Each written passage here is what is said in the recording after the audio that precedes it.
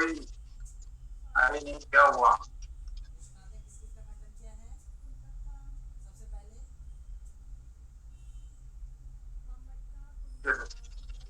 कोई बात नहीं है।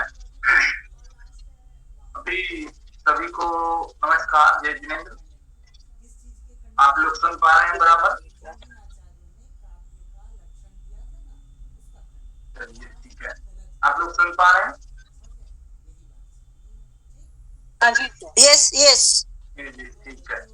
अभी आप 3 लोग जुड़े हैं, 16 लोग हैं हमारे, उनमें से 3 लोग जुड़े हैं। पता नहीं क्यों भूल जाते हैं लोग टाइम पर आना। हम लोग सच्चे इंटरेस्टेड पीपल हैं। हाँ, इसीलिए आप लोग वास्तव में बहुत ही इंटरेस्टेड हैं और आप बिल्कुल टाइम के पक्के हैं, लेकिन बाकी लोग आए नहीं। और मुझे लगता है कि मैं 5 दिन में कुछ खास बातें करूंगा, इधर उधर की बातें नहीं करूंगा। तो इसलिए मेरे को तो यूँ लगता है कि यदि 2-4 बातें मेरी निकल गई तो बहुत काम की निकल जाएगी। तो चलिए कोई बात नहीं है। अपना समय आप आए हो तो आपका नुकसान ना हो, इस दृष्टि से थोड़ा सा एक वीडियो ही अपन देख लेते हैं। तब तक कोई वीडियो देख लेते हैं, शायद कोई ना ज्ञान हो जाए। ये वीडियो छोटा सा मुझे मिला आपके अपने चैनल स्टडी वाइंस ऑफिशियल पर। तो आज की इस वीडियो में हम देखिए, तो हिस्ट्री की प्लेलिस्ट में जाकर जरूर देख लेना। इस वीडियो में हम जैन धर्म से रिलेटेड जो भी इंपॉर्टेंट पॉइंट है करते हैं, उन्हें तीर्थंकर कहा जाता है। तो जैन धर्म में 24 तीर्थंकर हुए हैं, उनमें से जो सबसे पहले तीर्थंकर हैं, इनका नाम ऋषभदेव है। तो जैन धर्म में कितने तीर्थंकर हुए हैं? कुल 24 तीर्थंकर हुए हैं। तो क्या आपको 24 के 24 पढ़ने हैं? नहीं, आपको ये 3 याद रखने हैं। एक तो पहले जो जैन धर्म के संस्थापक हैं ऋषभदेव, जिनका प्रतीक चिन्ह कौन सा है? कई बार आपसे एग्जाम में प्रतीक चिन्ह पूछ लिया जाता है कि ऋषभदेव जी का प्रतीक चिन्ह कौन सा है, तो सांड, ये ऋषभदेव का प्रतीक चिन्ह है। और 23वें तीर्थंकर कौन थे? पार्श्वनाथ। पार्श्वनाथ जी का प्रतीक चिन्ह कौन सा है? सर्प का फन, यानी कि सांप का फन। और 24वें जिन्हें वास्तविक संस्थापक माना जाता है जैन धर्म का, वे थे महावीर स्वामी, और इनका प्रतीक चिन्ह कौन सा है? शेर। तो देखिए, कुल 24 तीर्थंकर हैं जैन धर्म में। हमें 3 याद रखने हैं, एक पहले, 23वें और 24वें। ये 3 आपको याद होने चाहिए और यही 3 एग्जाम में पूछे भी जाते हैं। पहले थे ऋषभदेव, 23वें हैं पार्श्वनाथ और 24वें हैं महावीर स्वामी। तो जो 23वें तीर्थंकर थे जैन धर्म के, ये पार्श्वनाथ थे, और इन्होंने झारखंड के सम्मेद शिखर पर इन्हें ज्ञान की प्राप्ति हुई थी। कहां पर? झारखंड के सम्मेद शिखर पर। तो ये आपसे एग्जाम में पूछा गया है कि पार्श्वनाथ जी को कहां पर ज्ञान की प्राप्ति हुई थी? तो झारखंड में सम्मेद शिखर पर इन्हें ज्ञान की प्राप्ति हुई थी। और ज्ञान की प्राप्ति के बाद पार्श्वनाथ जी ने 4 नियम बताए थे, जिसे चतुरायन धर्म कहा जाता है। तो ये कौन कौन से नियम थे? पहला, हिंसा न करना। दूसरा, सदा सत्य बोलना। तीसरा, चोरी न करना। और चौथा, संपत्ति न रखना।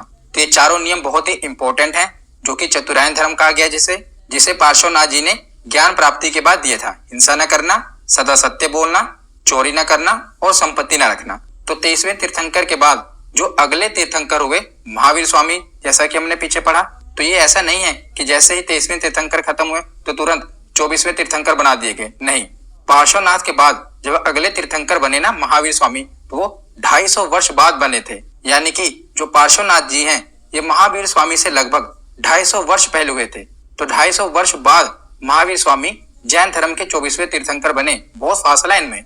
अगर हम ऋषभदेव जी से देखें, जो कि जैन धर्म के पहले संस्थापक थे, और महावीर स्वामी, इनमें कई हजार सालों का फर्क है। मतलब कि बहुत से वर्षों का फर्क है इनमें। अगर हम 23वें तीर्थंकर में ही देख लें, तो 23वें तीर्थंकर के बाद जो 24वें तीर्थंकर बने, इनमें लगभग 250 वर्ष का फासला था। तो ऐसा नहीं है कि 23वें तीर्थंकर जब खत्म हुए तो 24वें तीर्थंकर बना दिए गए। ये मैंने इसलिए आपको बताया है। तो 23वें तीर्थंकर कौन थे? ये पार्श्वनाथ जी थे। उसके बाद आते हैं 24वें तीर्थंकर महावीर स्वामी पर। तो यही सबसे इंपॉर्टेंट है, महावीर स्वामी। तो ये जैन धर्म के 24वें और अंतिम तीर्थंकर महावीर स्वामी जी हैं, और इन्हें ही जैन धर्म का वास्तविक संस्थापक कहा जाता है। तो ये जैन धर्म के वास्तविक संस्थापक किसे कहा जाता है?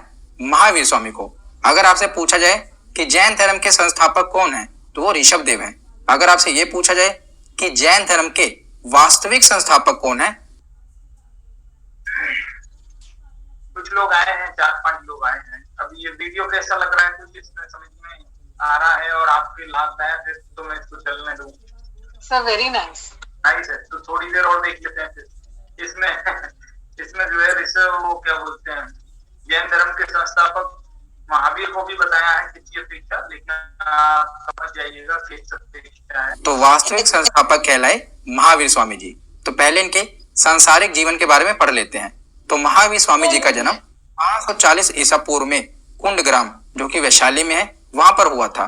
तो देखिए कई जगह पर आप पढ़ोगे कि जो महावीर स्वामी जी का जन्म हुआ है ये 599 ईसा पूर्व हुआ है। तो कुछ धार्मिक किताबों में महावीर स्वामी जी का जन्म 599 ईसा पूर्व लिखा हुआ है, पर जो इतिहासकार हैं, इतिहासकारों का मानना है कि महावीर स्वामी जी का जन्म 540 ईसा पूर्व हुआ था। तो जो इतिहासकारों का मानना है और जो एनसीईआरटी में लिखा है हम तो वही पढ़ेंगे, क्योंकि अगर एग्जाम में आएगा तो 540 ईसा पूर्व ही आएगा, क्योंकि इतिहासकारों का मानना है कि जो महावीर स्वामी जी का जन्म हुआ था ये 540 ईसा पूर्व में कुंडग्राम में हुआ था। तो महावीर स्वामी जी के पिता का नाम क्या था? सिद्धार्थ। तो जो सिद्धार्थ थे यानी कि महावीर स्वामी जी के पिता थे, ये कुंडग्राम के ज्ञात्रिक वंश के राजा थे। कौन से वंश के राजा थे? ज्ञात्रिक वंश के राजा थे। महावीर स्वामी जी की माता का नाम था त्रिशला, इनके बड़े भाई थे उनका नाम था नंदीवर्धन, और महावीर स्वामी जी की पत्नी का नाम था यशोदा। याद रखिएगा क्या नाम था? यशोदा। इनकी एक पुत्री हुई, पुत्री का नाम था प्रियदर्शनी, और इनका जो दामाद है यानी कि इनकी पुत्री का जो पति है उसका नाम था जमाली। तो ये आपको याद होना चाहिए, क्योंकि सीधा ही वन लाइनर पूछा जाएगा कि महावीर स्वामी के पिता का नाम क्या था, पत्नी का नाम क्या था, तो याद होना चाहिए। एक बार रिवीजन कर लेते हैं। पिता का नाम था सिद्धार्थ, माता का नाम था त्रिशला, भाई का नाम था नंदीवर्धन, पत्नी का नाम था यशोदा, पुत्री का नाम था प्रियदर्शनी, और दामाद का नाम था जमाली। और जो महावीर स्वामी थे इनके बचपन का नाम क्या था? तो इनके बचपन का नाम था वर्धमान। क्या नाम था? वर्धमान। ये भी एग्जाम में पूछा गया है कि महावीर स्वामी के बचपन का नाम क्या था। जब इनको ज्ञान की प्राप्ति हुई थी ना, आत्मज्ञान की प्राप्ति हुई थी, उसके बाद इनका नाम महावीर पड़ा था। उससे पहले इन्हें वर्धमान इनका नाम था। जब इन्हें ज्ञान की प्राप्ति हो गई तो इन्हें महावीर कहा जाने लगा। पहले इनका नाम था वर्धमान। तो महावीर स्वामी ने 30 वर्ष की उम्र में माता पिता की मृत्यु के पश्चात अपने बड़े भाई नंदीवर्धन से अनुमति लेकर संन्यास जीवन को स्वीकारा था। इन्होंने अपने बड़े भाई नंदीवर्धन से आज्ञा ली और संन्यास जीवन को स्वीकार लिया। और 12 वर्षों की कठिन तपस्या के बाद महावीर स्वामी जी को ऋजुपालिका नदी के तट पर और साल वृक्ष के नीचे तपस्या करने के बाद ज्ञान की प्राप्ति हुई। और जो ये ज्ञान की प्राप्ति हुई इसे कैवल्य कहा गया। तो जैन धर्म में जो ज्ञान की प्राप्ति होती है उसे क्या कहा जाता है? कैवल्य कहा जाता है। याद रखिएगा। तो इसकी एक एक लाइन इंपॉर्टेंट है। 12 वर्षों की कठिन तपस्या के बाद महावीर स्वामी जी को ज्ञान की प्राप्ति हुई थी और ऋजुपालिका नदी के तट पर, नदी आपसे पूछी जाएगी कौन सी है? ऋजुपालिका नदी। और अगर वृक्ष पूछा जाए तो वृक्ष कौन सा है? साल वृक्ष। ऋजुपालिका नदी के तट पर और साल वृक्ष के नीचे महावीर स्वामी जी को ज्ञान की यानी कि कैवल्य की प्राप्ति हुई। और जब इन्हें ज्ञान की प्राप्ति हुई तो इसी समय से महावीर स्वामी को अरहत यानी कि पूज्य, निर्ग्रंथ यानी कि बंधनहीन, और जिन यानी कि विजेता कहलाए। और महावीर स्वामी जी के अनुयायी जैन कहलाए। तो महावीर स्वामी जी ने जो अपने उपदेश दिए उसके बाद वो सभी प्राकृत भाषा में दिए। कौन सी भाषा में दिए? प्राकृत भाषा में दिए। और इन्होंने अपना पहला उपदेश राजगीर में दिया, जिसे राजगृह भी कहते हैं, और अंतिम उपदेश पावापुरी में दिया। और जो महावीर स्वामी के प्रथम भिक्षु बने उनका दामाद हमने पीछे पढ़ा था जमाली, उनके दामाद के बारे में। तो महावीर स्वामी जी का पहला भिक्षु कौन बना? इन्हीं का दामाद जमाली बना। याद रखिएगा। उसके बाद देखते हैं कि जब महावीर स्वामी जी को ज्ञान की प्राप्ति हो गई यानी कि कैवल्य की प्राप्ति हो गई तो इन्होंने कुल 5 नियम बताए, जिसे पंचायन धर्म कहा गया। हमने पीछे पढ़ा था कि जब पार्श्वनाथ जी को ज्ञान की प्राप्ति हुई थी तो उन्होंने 4 धर्म बताए थे, जिसे चतुरायन कहा गया। उसी में इन्होंने एक और ऐड कर दिया, ब्रह्मचर्य। बाकी के 4 नियम वही है, बस एक और ऐड कर। आपको ठीक लग रहा है कि मैं अपनी बात शुरू करें? आप हाँ, अभी शुरू कर रहे हैं क्योंकि लोग आए भी नहीं, लेकिन चलो करते हैं, हमें तो हो गया है। इसको आप सुन लीजिएगा, बाद में सुन लीजिएगा, ठीक है? चलिए, तो ठीक है, आज कम लोग हैं, कोई बात नहीं। सबसे पहले जो है आज की चर्चा अपना शुरू करेंगे आराध्य से। अपना जैनों का आराध्य कौन है? जैन दर्शन में ईश्वर किसे कहते हैं? ईश्वर कौन है? हमारा आराध्य कौन है? परमेश्वर कौन है? ईश्वर का क्या स्वरूप है?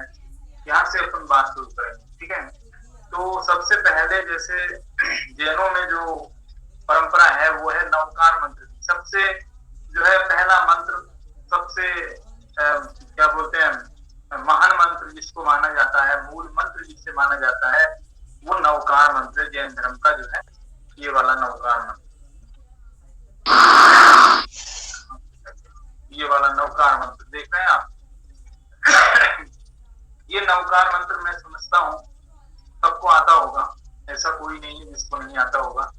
तो इस नवकार मंत्र में जो है 5 पद दिखाई देते हैं आपको, और 5 पद तो है ही, लेकिन वास्तव में इसमें 4 चरण है। ये शायद बहुत लोग नहीं समझते हैं जल्दी से, क्योंकि उनको ये 5 लाइन में लिखा हुआ दिखता है तो वे समझते हैं इसमें 5 पद है, लेकिन वास्तव में 5 पद तो है, लेकिन 4 चरण भी हैं। और वे 4 चरण कौन से हैं, किस प्रकार है, इसकी भी थोड़ी चर्चा करेंगे। दरअसल नमोकार मंत्र की अनेक धुन है, अनेक जो है इसकी स्टाइल है बोलने की, गाने की, पढ़ने की, तो उससे जो है हम इसकी असली जो टोन होनी चाहिए वो असली टोन से हम परिचित नहीं है। हम भूल गए हैं कि ये किस टोन में है, किस छंद में लिखा हुआ है। ये भाषा है प्राकृत, याद रखिए भाषा है प्राकृत, संस्कृत नहीं है। और प्राकृत में गाथाएं लिखी जाती है, तो वे जो गाथाएं होती है वो गाथाएं जिस छंद में बोली जाती हैं, मतलब गाथाओं का जिस प्रकार उच्चारण हुआ जाता है उसी तरह से इस नमोकार मंत्र का भी उच्चारण किया जाना चाहिए, ये है। तो अब इसका उच्चारण कैसे करना है, 4 चरणों में इसे विभक्त करना है।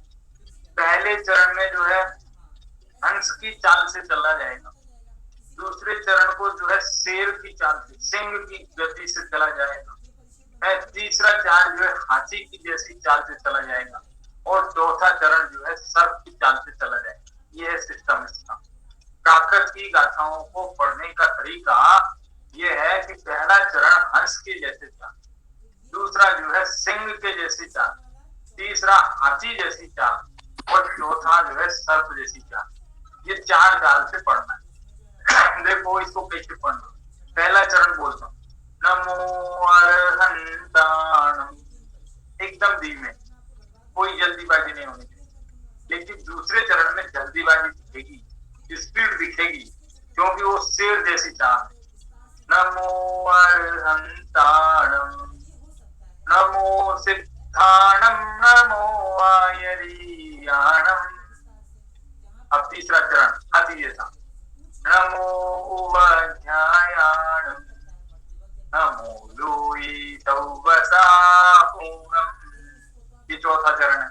तो अब ये 4 चरणों में मैंने इसको गाया, जिस प्रकार से प्राकृत की गाथाओं को गाते हैं वही तरीका है इसका। अब 4 चरण भी आप पहचान गए होंगे। 5 पदों में से कोई 2 पद ऐसे हैं जो कि एक चरण में ही काउंट होते हैं।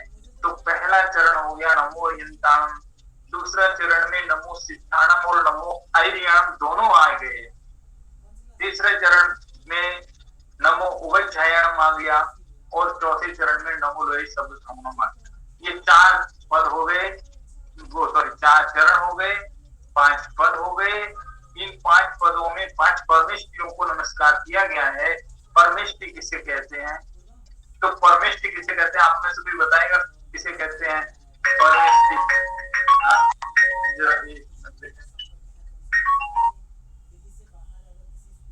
एक मिनट में फोन अटेंड कर लूंगा, एक मिनट कर लेता हूँ जरा। हाँ हेलो, हाँ जी।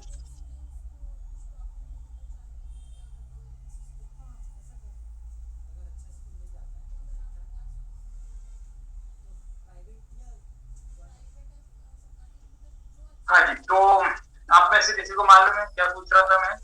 परमेष्टि किसे कहते हैं, कौन बता रहे हैं? 5 श्रेष्ठ आत्माएं जो है वो है अरिहंत, ठीक है। परमेष्टि कहते हैं जो परम पद में स्थित हो उसे परमेष्टि कहते हैं। तो ये जो है 5 परमेष्टि हैं जिन्हें इस नमोकार मंत्र में नमस्कार किया गया है। नमोकार मंत्र में पहला, दूसरा, तीसरा, चौथा 4 चरण मैंने अभी बताए।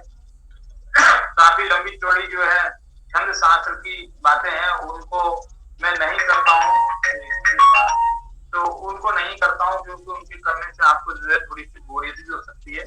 लेकिन ये जो है नमोकार मंत्र जैन धर्म का जाता है। प्रत्येक जैन व्यक्ति को जन्म से ही ये जन्म से ही जैसे बालक बोलना सीखता है तभी से ही उसको ये नमोकार मंत्र सिखा दिया जाता है। हर बालक, हर जैन व्यक्ति नमोकार मंत्र जानता है। यदि कोई नहीं जानता हो तो ये बड़े आश्चर्य की बात है। नमोकार मंत्र के पाठ से ही उनकी जीवनचर्या शुरू होती है। और जैसा कि इस नमोकार मंत्र में जो परमेष्टि हैं, जो जिन हैं, जो जिनेंद्र हैं, उन्हें नमस्कार किया गया है। और प्रतिदिन हम सब अभिवादन में, हम सब माने जैन लोग, जैनों की बात चल रही है ना, इसलिए जैन लोग अभिवादन में आपस में एक दूसरे से जय जिनेंद्र बोलते हैं। पता है कि नहीं आपको, जय जिनेंद्र बोलते हैं। जय जिनेंद्र का क्या अर्थ है? जय जिनेंद्र का मतलब है जिस प्रकार अपन परस्पर अपने अपने ईश्वर को याद करते हैं। कुछ लोग कहते हैं राम राम, मिलते हैं तो अभिवादन में कहते हैं राम राम। एक दूसरे से राम को याद करते हैं, कोई अल्लाह को याद करते हैं, कोई किसी को याद करते हैं। जिससे बार बार फोन करता है, ये सब लोग एक ही साथ। हाँ ठीक। तो कोई किसे याद करता है, कोई किसे याद करता है, सबकी अपने अपने ईश्वर को याद करते हैं। उसी प्रकार से जैन लोग भी आपस में जब मिलते हैं तो एक दूसरे को जय जिनेंद्र कह करके अपने आराध्य को याद करते हैं, जिनेंद्र को याद करते हैं। ये है परंपरा। तो इस नमोकार मंत्र में कितने पद हुए? 5 पद। कितने चरण हुए? 4 चरण। कितने अक्षर हुए? 35 अक्षर हुए। कितनी मात्राएं हुई? 58 मात्राएं। किस भाषा में है? प्राकृत भाषा। ये सब बहुत बेसिक बातें हैं। और इस नमोकार मंत्र में क्या कह रहा था, इस नमोकार मंत्र में जिन 5 परमेष्ठियों को नमस्कार किया गया है उनके नाम है। मुझे वो गिनती प्लीज बताएं वापस।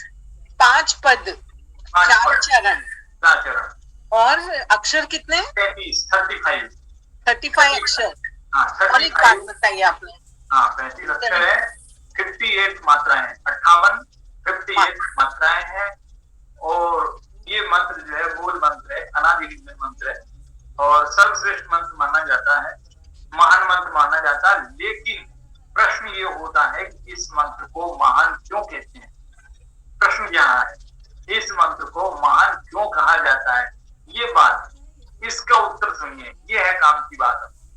अब यहाँ पर ये है, दुनिया के जितने भी मंत्र होते हैं उनमें लगभग किसी ना किसी प्रकार की इच्छा व्यक्त की जाती है, कुछ ना कुछ कामना की जाती है, कुछ ना कुछ मनोकामना, मेरी ये पूरा हो जाए, ये मिल जाए, ऐसा हो जाए, कुछ ना कुछ स्वार्थ रहता है।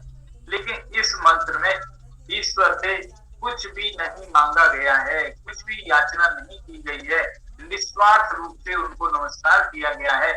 इसलिए ये मंत्र महान है। ये पहला रीजन है, महानता का पहला रीजन महानता का पहला कारण ये है। ठीक है, सबसे पहला कारण।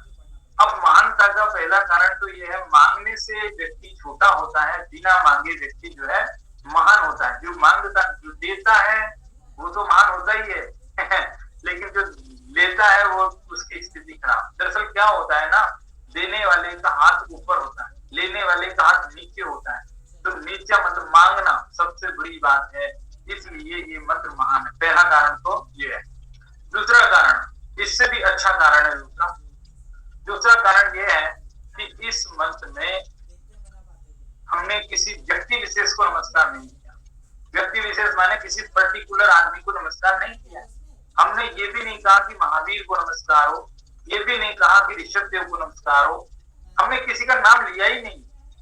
दरअसल किसी के व्यक्ति विशेष को नमस्कार नहीं है, बल्कि उनके गुणों को नमस्कार है, इसलिए महान है। जैसे हम किसी पोस्ट को नमस्कार करते हैं, व्यक्ति को नमस्कार नहीं करते, हम पोस्ट को नमस्कार करते हैं, या उसके गुणों को नमस्कार करते हैं, या उसकी विशेषताओं को नमस्कार करते हैं, इसलिए ये महान है। क्योंकि हम यदि किसी व्यक्ति को एक एक को नाम लेके नमस्कार करेंगे तो हमारी एक लिमिट है। हम जितने नाम जानते हैं, जितने बोल सकते हैं, उतना ही होगा। लेकिन यहाँ तो हमने उन पदों को नमस्कार किया है जिन पदों पर अनंत अनंत जीव विराजमान है। नमो सिद्धानम, ये कहते ही सिद्ध कितने हैं कि अनंत सिद्ध हैं, उन अनंत सिद्धों को एक साथ ही नमस्कार हो जाता है। ये है बात।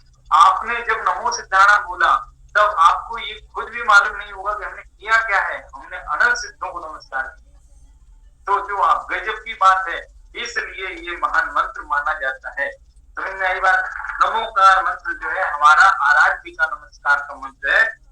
और इसमें जो है पहला पद जो है नमो अरिहंताणम, उसमें अरहंतों को, देखो मैं मीनिंग भी समझा देते हैं साथ में, क्योंकि ये मंत्र तो आप जानते ही हो, लेकिन इसका मीनिंग पता होना चाहिए।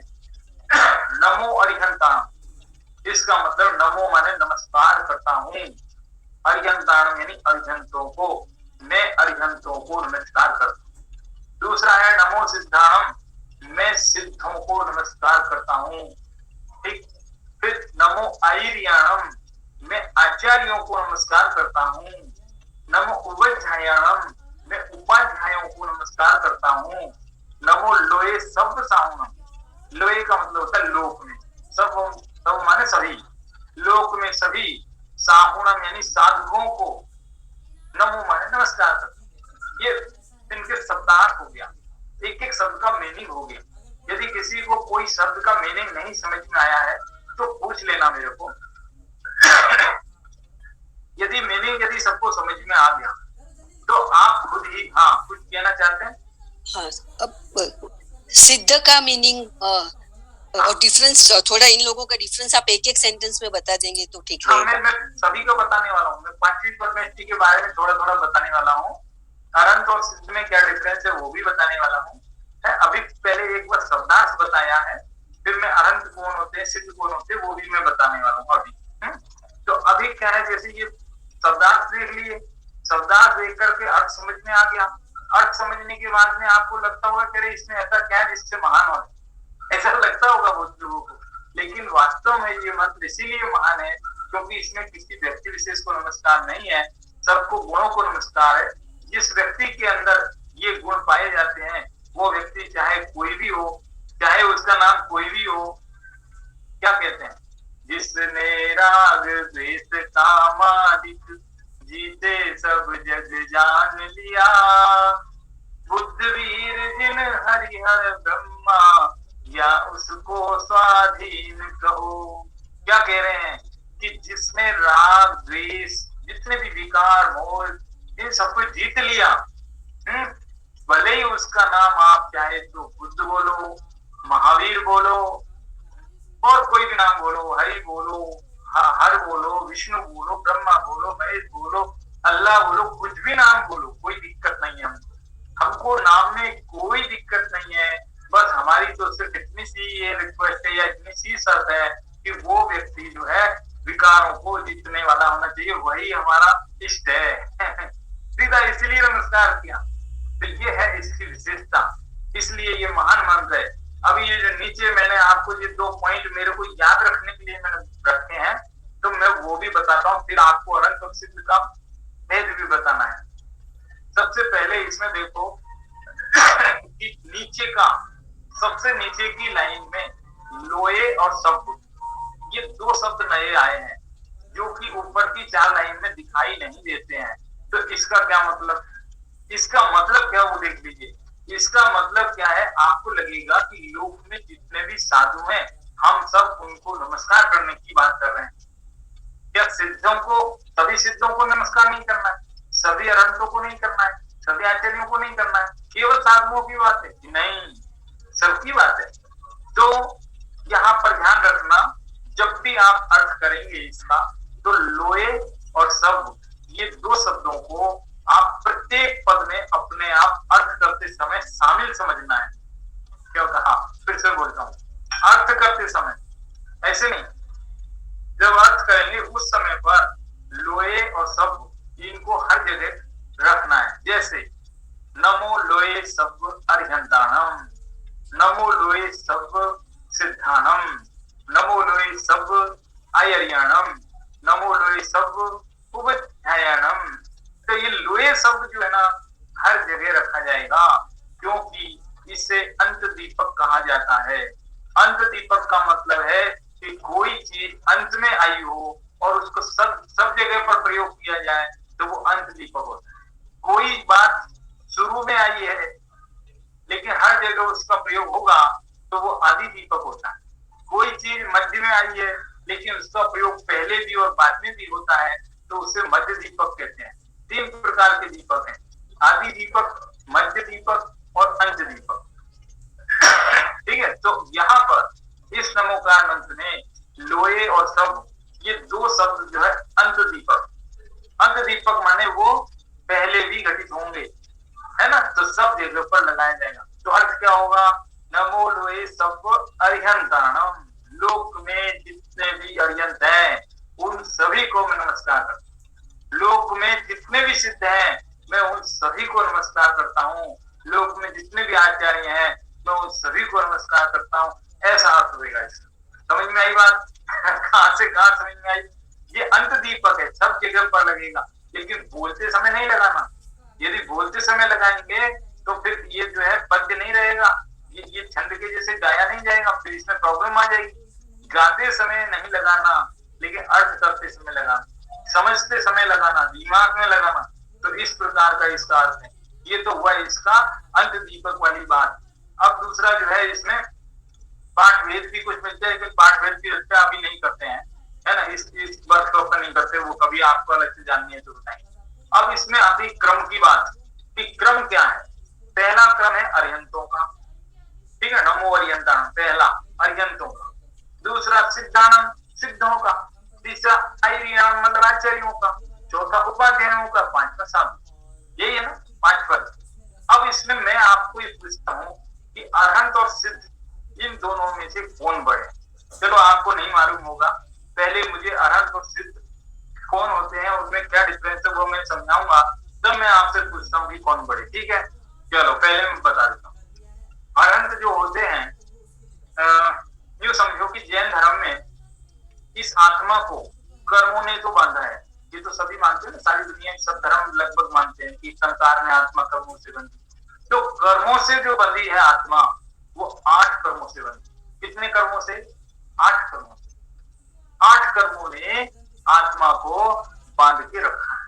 ठीक है, कितने कर्मों ने बांधा है? 8 कर्मों ने। तो ये जो 8 कर्मों में से 4 कर्मों को अरहंतों ने नष्ट कर दिया है। 4 को नष्ट किया, बाकी 4 हैं उनके। ठीक है, लेकिन सिद्ध परमेष्ठी ने पूरे 8 कर्मों को नष्ट कर दिया है। ठीक है, अब जिन्होंने 8 ही कर्मों को नष्ट किया है वो बड़े होने चाहिए, या जो 4 कर्मों को नष्ट किए वो बड़े होने चाहिए? कौन बड़े होने चाहिए बताइए? कर्म तो छोड़ने चाहिए ना, छूटने चाहिए कि नहीं छूटने चाहिए। तो कौन बड़े हैं फिर? अरहंत बड़े हैं कि सिद्ध बड़े हैं? सिद्ध बड़े हैं। सिद्ध, हाँ, सिद्ध बड़े हैं। लेकिन यहाँ नमोकार मंत्र में आपने देखा हो तो किसे नमस्कार किया पहले? अरहंत। पहले अरहंतों को नमस्कार किया, सिद्धों को बाद में नमस्कार किया। जबकि सिद्ध हैं बड़े, सिद्ध हैं बड़े। ठीक है, अब ऐसा क्यों हो गया? अरहंत भाई सबसे पहले बड़े का नंबर आना चाहिए, लेकिन सिद्धों को नमस्कार ना करके पहले अरहंतों को नमस्कार किया है। ये भी थोड़ा विचारने की बात है। इसका मूल कारण ये है कि हमारा निजी स्वार्थ, देखो मैं शब्द ऐसा प्रयोग कर रहा हूँ, हमारा निजी उपकार, मतलब हमारा उपकार, हम तो अपने भले के देखते हैं ना, अपना हित सीधे सीधे अरहंत से ही होता है।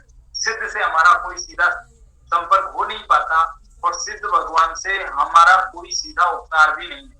हम सिद्ध भगवान को देख भी नहीं सकते, यहाँ तक कि सिद्ध भगवान दिखाई देते ही नहीं है, क्योंकि सिद्ध भगवान के शरीर ही नहीं होता है। सिद्ध भगवान बोलते ही नहीं है, उनके मुंह नहीं है, तो बोलेंगे कैसे?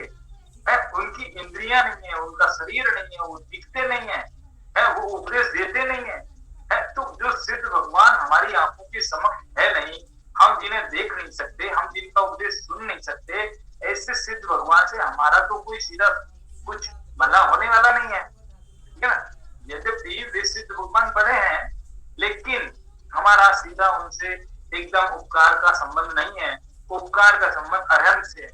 अरहंत का उपकार उपदेश हम सुन सकते हैं, अरहंत के दर्शन कर सकते हैं, भले इस पंचम काल में नहीं है, बात अलग है, लेकिन अरहंत का उपदेश होता है, अरहंत का समसरण लगता है। समसरण माने धर्म सभा होती है, उपदेश होता है।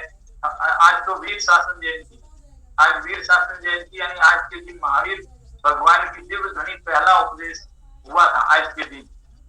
तो कहने का मतलब जो अरहंत होते हैं उनसे सीधा उपकार होता है, इसलिए सबसे पहले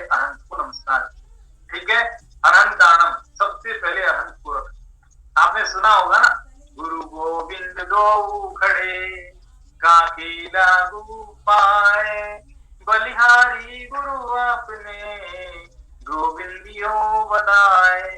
कि गुरु और गोविंद दोनों खड़े हैं, गुरु और गोविंद दोनों खड़े हैं, गुरु जी भी साथ में है और भगवान श्री कृष्ण भी साथ में, समझ लीजिए, क्योंकि वहां श्री कृष्ण आरती है ना, इसलिए तो गुरु और भगवान दोनों साथ में खड़े हैं। लेकिन मैं पहले किसे नमस्कार करूं, तो पहले गुरु जी को नमस्कार इसलिए करता हूँ कि गुरु जी ने ही मुझे बताया था कि ये भगवान। यदि गुरु जी मुझे नहीं बताते तो मैं भगवान को क्या जानता, मैं भगवान को कैसे पहचानता। तो भगवान को जानने पहचानने में भी मदद मेरी गुरु ने की थी, इसलिए गुरु को मैं पहले नमस्कार करता। इसी प्रकार सिद्ध भगवान भी कोई है, ऐसा मुझे अनंत ने बताया था, इसलिए मैं पहले अनंत को नमस्कार करता। समझ में आया बात? तो ये 5 वेद का जो क्रम, जो क्या बोलते हैं, इनका जो क्रम है, सीरियल है, वो ये है।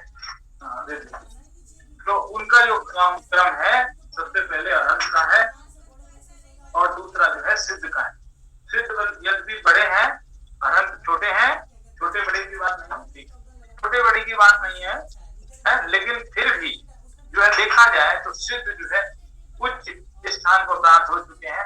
अनंत को अभी शेष 4 क्रम और काटने बाकी है ना, इसलिए। लेकिन फिर भी अनंत को हमने पहले नमस्कार किया, सिद्ध को हमने बाद में नमस्कार किया, ठीक है।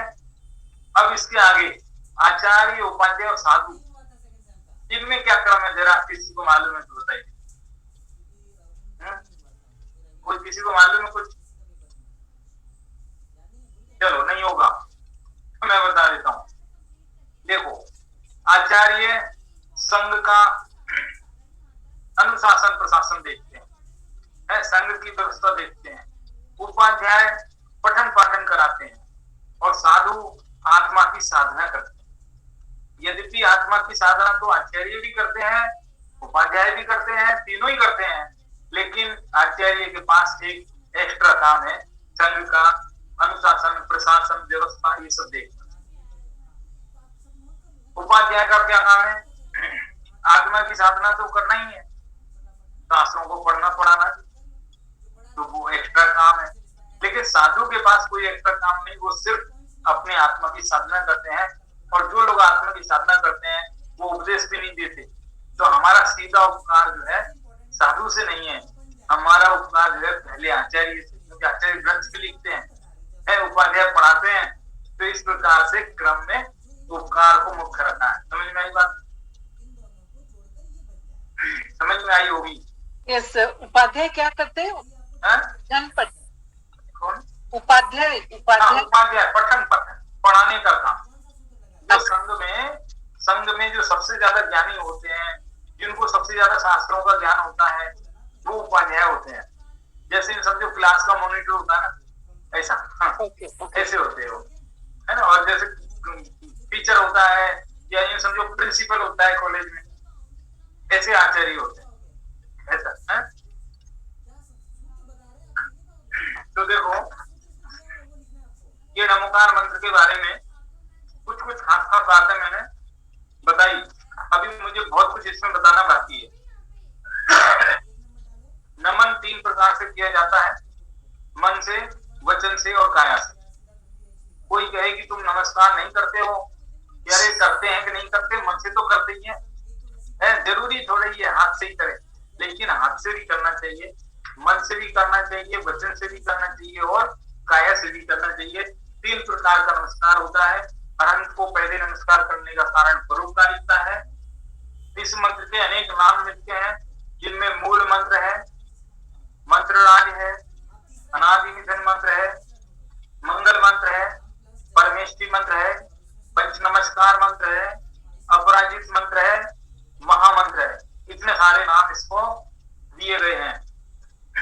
इसके बाद इस नमोकार मंत्र की महिमा है। अनंत और सिद्ध का मतलब समझ गए या और भी थोड़ा समझाया इसमें? अनंत के शरीर होता है, सिद्ध के शरीर नहीं होता है, इसलिए अनंत को सकल परमात्मा कहते हैं और सिद्ध के शरीर नहीं है, इसलिए उनको निकल परमात्मा कहते हैं। शरीर से निकल गए, निकल परमात्मा, और शरीर में है इसलिए सकल परमात्मा। अनंत को 4 कर्म बाकी हैं, 4 नष्ट हो गए। सिद्ध के पूरे 8 कर्म नष्ट हो गए। सिद्ध जो है ऊर्ध्व लोक में चले गए हैं। सर विच आर द 8 कर्म? 8 कर्मों के नाम चाहिए आपको? हाँ जी। वो भी सोचा हुआ है, अगला टॉपिक अपना वही रहेगा, कल या परसों आएगा ना, 8 कर्म पढ़ाएंगे उसमें। मैंने 5 दिन का पूरा थोड़ा सोचा है कि क्या क्या मुझे बताना है, उसमें एक दिन मुझे कर्म के बारे में भी बताना है, जैन कर्म फिलोसफी, उसके बारे में पूरा बताएंगे, 8 कर्म कौन से हैं वो सब बताने वाला हूँ। तो कहने का मतलब अरहंत तो इस लोक में भी विराजमान रहते हैं, क्योंकि उनके 4 कर्म शेष हैं, और जब पूरे 8 कर्म नष्ट हो जाते हैं तो आत्मा ऊर्ध्व गमन करती है और लोक शिखर पर जाकर के विराजमान हो जाती है सदा सदा के लिए। ऐसे होते हैं सिद्ध भगवान, ठीक है। आचार्य, उपाध्याय, साधु तीनों को यदि एक शब्द से कहना हो तो हम साधु के नाम से कह सकते हैं, तीनों ही साधु हैं, मुनिराज हैं। तो इस प्रकार से है।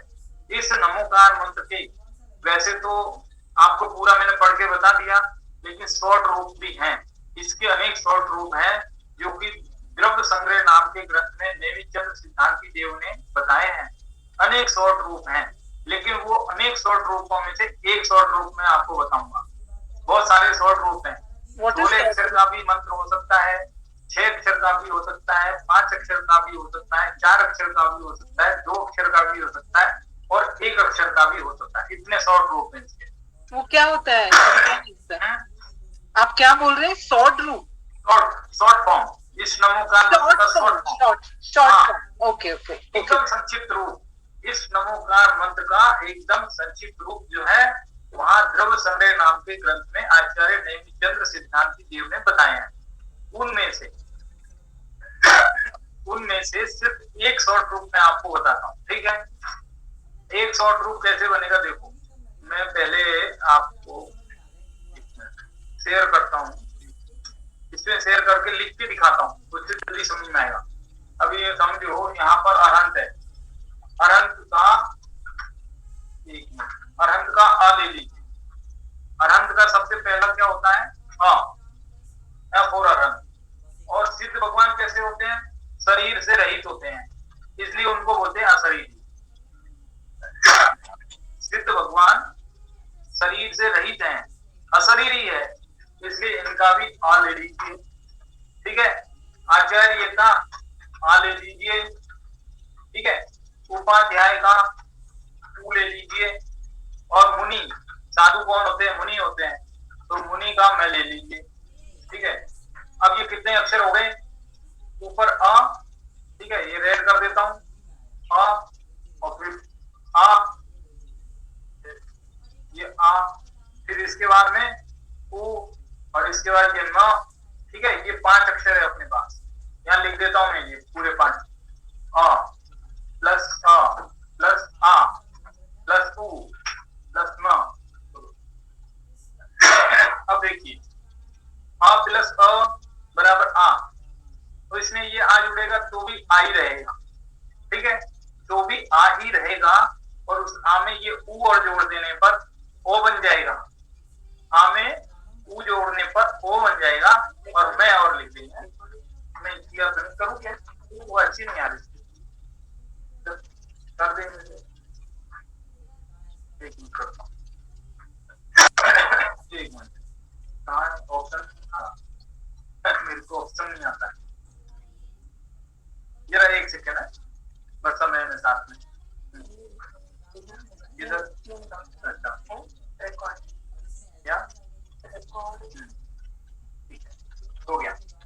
Recording in progress. तो देखिए, अभी समझ में आया।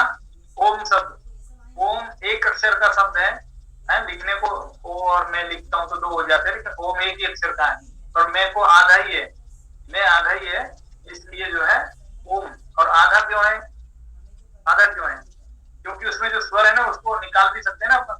मुनि में से मैं से स्टार्ट हुआ, तो ओम एक शब्द, एक अक्षर का शब्द है, इसलिए एक अक्षर से भी हम नमोकार मंत्र के बारे में कह सकते हैं। इतना शॉर्ट रूप है, समझ में आया कि नहीं? द्रव्य संग्रह में है, द्रव्य संग्रह में ऐसी बात आई है। आज तो हम लोग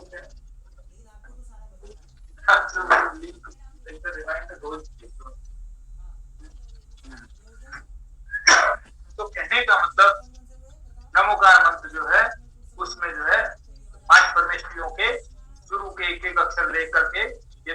को जो है समग्र जोड़ देते हैं तो उससे ओम बन जाता है। तो एक अक्षर का शब्द, एक अक्षर में पूरा नमोकार मंत्र भी आ जाता है, ऐसा तरीका है।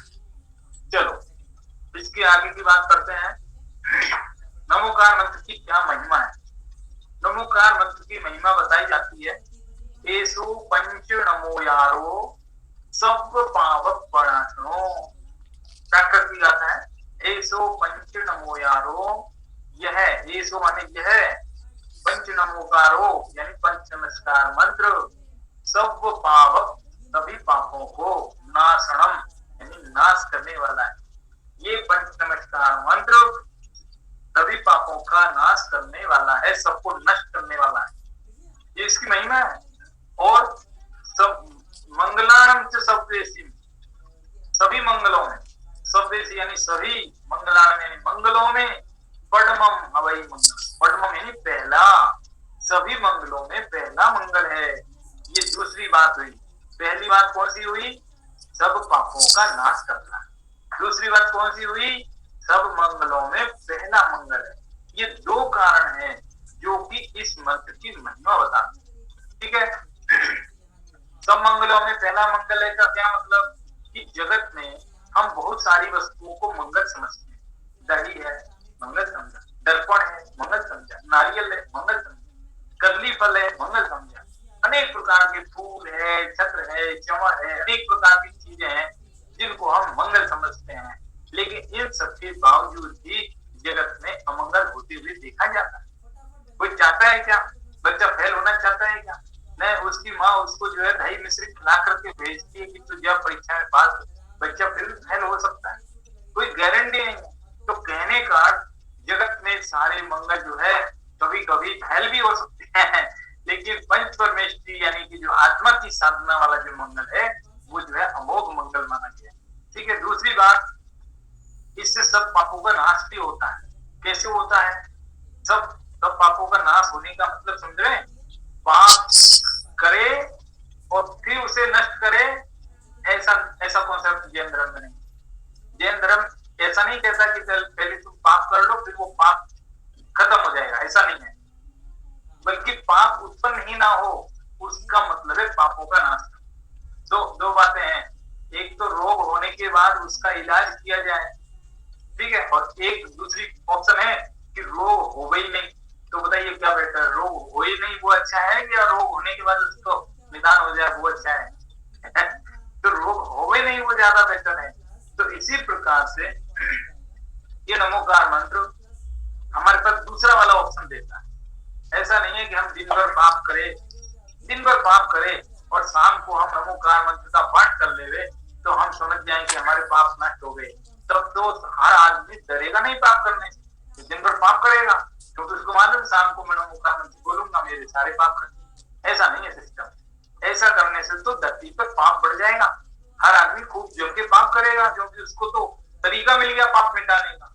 लेकिन ऐसा नहीं है, जो व्यक्ति पाप करता है उसको पाप का फल भोगना पड़ता है। जो व्यक्ति पाप करता है उसको पाप का फल भोगना पड़ता है।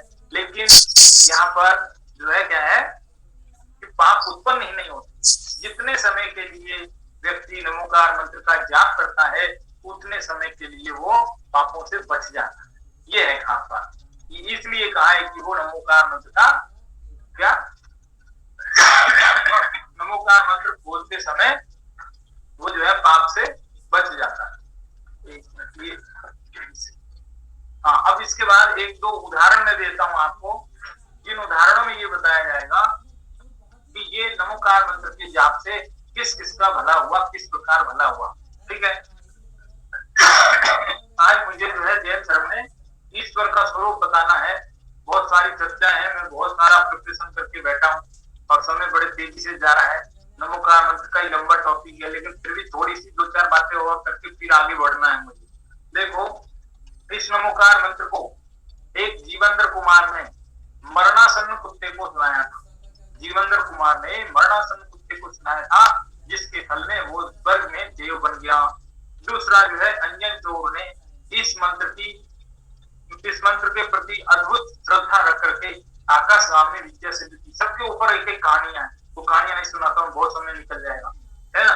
और 5 मास जब छोटे थे, जंगल में गए थे सवारी, तो वहां पर जो देखा कि एक नाग और नागिन जल रहे थे, लकड़ी के अंदर जल रहे थे। तो उन मरणासन नाग नागिन को ये नमोकार मंत्र सुनाया था, जिसके प्रभाव से वो स्वर्ग में देव देवियां बन गए। तो इस प्रकार से इस मंत्र का बहुत बहुत बहुत सारा महात्म्य है, जिसके बारे में कहना मतलब और पूरा समय खत्म हो जाए, लेकिन मुझे और भी बात करनी चाहिए। तो मैं एक कहानी और सुना दूं इसमें से, बड़ी अच्छी कहानी है, इसलिए सुना देता हूँ, रोचक है।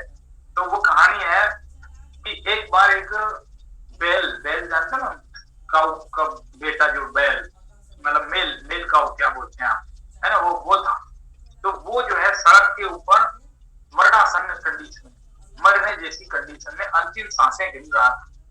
तभी वहां से एक सेठ जी गुजरे और उस सेठ जी ने उस मरणासन बैल को नमोकार मंत्र सुनाया। उस नमोकार मंत्र का अर्थ तो उसके क्या समझ में आएगा, लेकिन फिर भी उसने बड़े शांत चित्त से उसे सुना। उसको लगा ये मेरे कोई भले की बात कहते हैं, और उसको सुन करके अगले जन्म में वो एक राजा बन गया। कौन? बैल मर करके अगले जन्म में एक राजा का जन्म मिला, वो राजा बन गया। और राजा बन करके उसको अपने पूर्व जन्म की याद भी आ गई, जिसे जाति स्मरण ज्ञान कहते हैं। याद आ गई और उसने देखा कि मैं तो पहले के जन्म में बैल था, सड़क के किनारे मरने की जैसी स्थिति में था। तभी वहां पर एक सेठ जी आए थे, ऐसी ऐसी पगड़ी लगाई थी, ऐसे ऐसे दिखते थे, इतनी लंबे चौड़े थे, ऐसा ऐसा नाक नक्शा था, ऐसा ऐसा हुलिया था। सब उनको याद आ गया। लेकिन उस सेठ जी को मैं किधर ढूंढूं? उसने मेरे ऊपर बड़ा उपकार किया था, मुझे अंतिम समय में कुछ अच्छी बातें सुनाई, जिसके प्रभाव से मैं राजा बन गया। अरे मुझे उनका धन्यवाद करना चाहिए, मुझे उनको ढूंढना चाहिए। मैं कहाँ ढूंढूं, कब मिलेंगे, कैसे मिलेंगे, मैं क्या करूं? और उनसे मिलने की बहुत तीव्र इच्छा हुई, पूर्व जन्म के उपकारी से मिलने की इतनी तीव्र इच्छा हुई कि मैं क्या करूं, कैसे ढूंढूं। सोचो उसने क्या किया। उस राजा ने एक बहुत सुंदर पिकनिक स्पॉट बनाया, इतना बढ़िया पिकनिक स्पॉट, दर्शनीय स्थल तैयार करवाया, जिसको देखने के लिए पूरी दुनिया के लोग आए। ऐसा बनाया तो भाई पूरे दुनिया के लोग आएंगे तो उनमें कोई मिलेगा, वो आदमी भी मिलेगा, कभी वो भी आएगा। तो इतना सुंदर बनाया कि सारे जगत में उसकी ख्याति हो गई कि अरे वो सुंदर जगह देखने योग्य, जाना चाहिए। दर्शनीय स्थल तैयार कराया। उस दर्शनीय स्थल पर आएगा तो सही वो सेठ, लेकिन पहचानेंगे कैसे उसको, है ना, काम आ गई है। तो अभी उसने और माइंड लगाया, दिमाग। तो उसने वहां पर एक सुंदर मंदिर भी बनाया कि कोई आस्तिक व्यक्ति होगा तो वो भी आएगा, नास्तिक होगा वो भी आएगा, सबके लिए सारी व्यवस्थाएं की। और उस मंदिर की दीवार पर बहुत बड़ा एक चित्र बनवाया। उस चित्र में एक बैल मरते हुए सड़क किनारे पड़ा हुआ है। एक सेठ जी उसको कुछ सुना रहे हैं, और सेठ जी का जैसा जैसा हुलिया उस राजा ने बताया, जैसा जैसा नाक नक्श, जैसा जैसा रंग, कलर, हाइट, हेल्थ, सब कुछ, बाल वाल, डिजाइन, पगड़ी वगड़ी, सब कुछ जैसा होना चाहिए वैसा उन्होंने बनवाया चित्र, बोल बोल कर है वो चित्र बना दिया।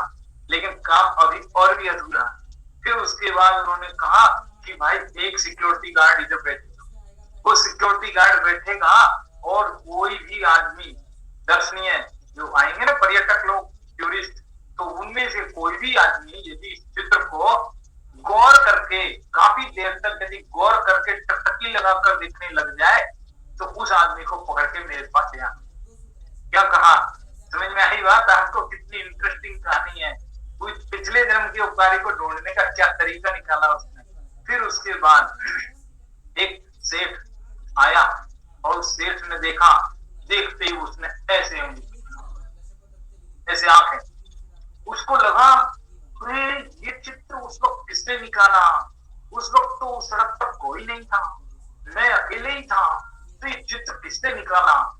ऐसा वो देखने लग गया, ऐसे आंखें फाड़ के मुंह पे हाथ रख लिया और ऐसे देखता रहा।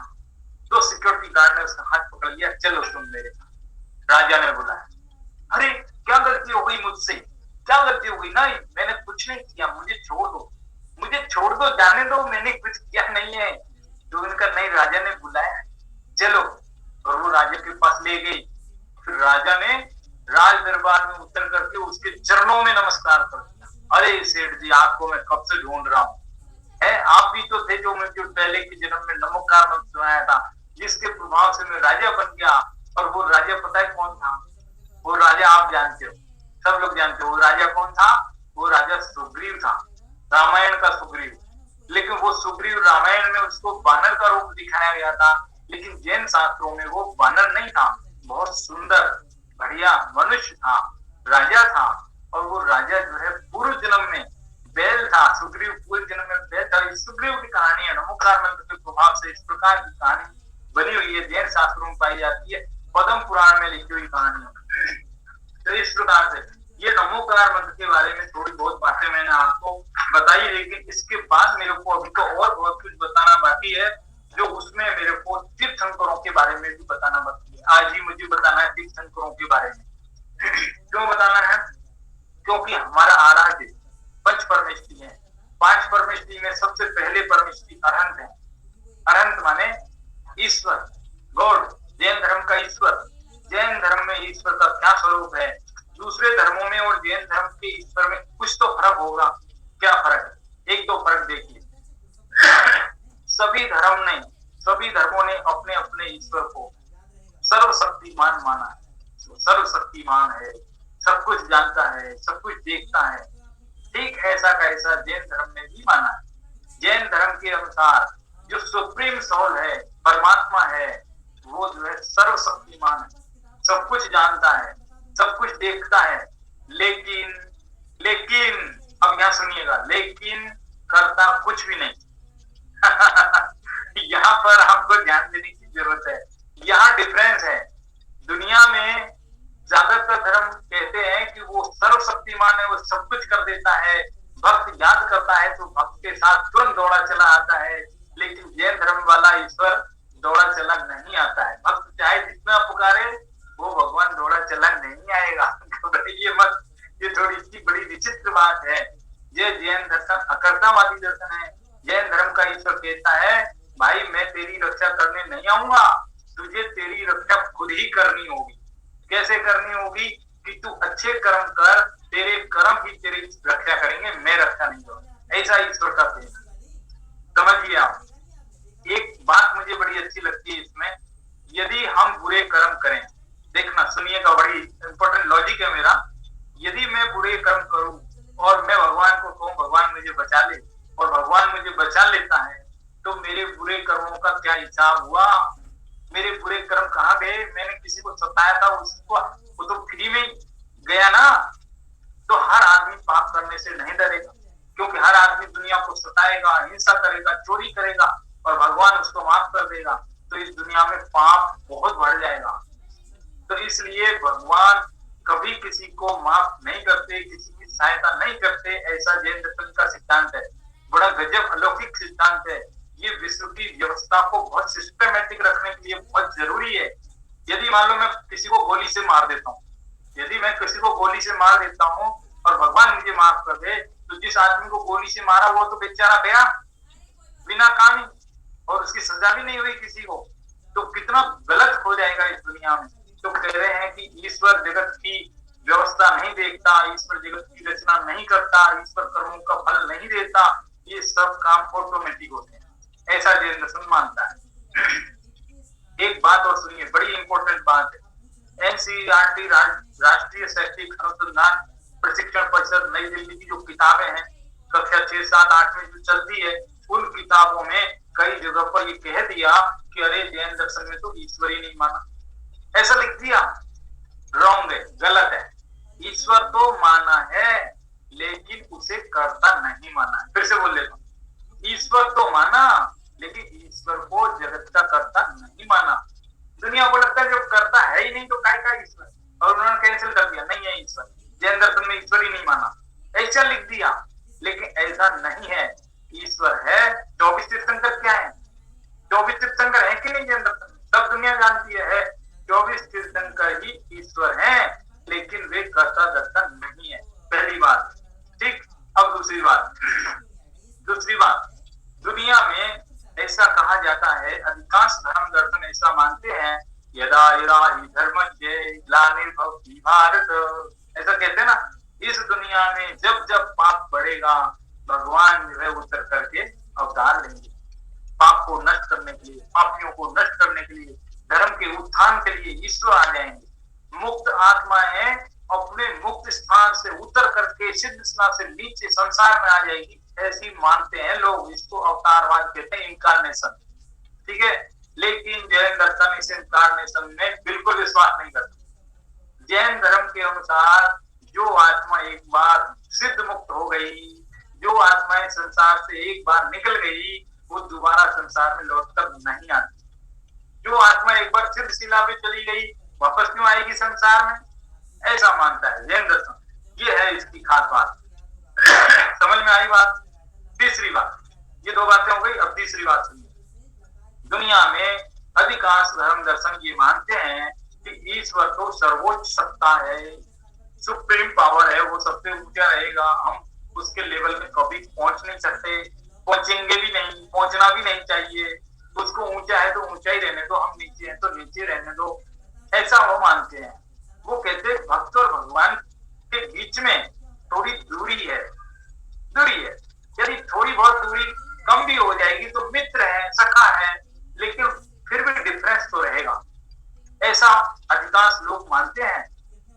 ईसाई धर्म में कहा कि वो हमारा फादर है, पिता है, हम उसके पुत्र हैं। मुस्लिम मत में कहा कि वो हमारा मालिक है और हम सब उसके सेवक हैं।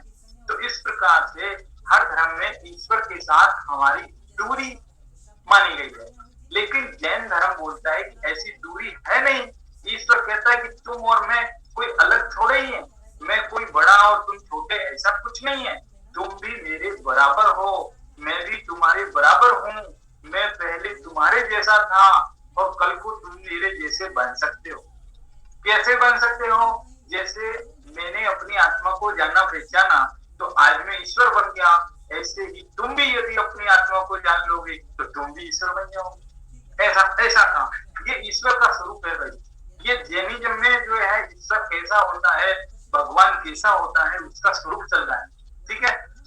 अच्छा, अब इसके बाद चौथी बात ये है कि दुनिया में ईश्वर, सब धर्म वाले अपने अपने धर्म के ईश्वर को जो है सर्वज्ञ कहते हैं। सर्वज्ञ माने सब कुछ जानने वाला, सब कुछ जानने वाला। लेकिन वो कितना जानता है कितना नहीं जानता है इसके बारे में उनके ग्रंथों में होगा, जो भी होगा मालूम नहीं मेरे को। लेकिन जैन धर्म में कहा है कि ईश्वर सब कुछ जानता है। इसका मतलब है कि इस दुनिया का प्रत्येक कण, प्रत्येक बातें, सब कुछ सुनिश्चित है। हर काम जब होना है, जैसा होना है, वो सब कुछ निश्चित है, क्योंकि ईश्वर ने सब जान लिया ना। ईश्वर के ज्ञान में दिखता है ना, इसलिए सब कुछ निश्चित है। यानी कि हर कण कण की हर गतिविधि, हर कण कण की हर गतिविधि, हर एक्टिविटी, कब पत्ता हिलेगा, कब क्या होगा, कब किसको कौन सा दाना पानी कब कहाँ मिलेगा, वो सब कुछ व्यवस्थित है, तभी तो जाना। नहीं तो कैसे जानते क्या मतलब होता उसका। तो ईश्वर जो है ऐसा होता है। ईश्वर सर्वज्ञ होता है और सर्वज्ञ के साथ पहली शर्त और जबरदस्त, इससे भी बड़ी वाली शर्त, वो है वीतराग होता है। सर्वज्ञ की दो विशेषता, भगवान की दो विशेषता है। पहली वीतरागता, दूसरी सर्वज्ञता।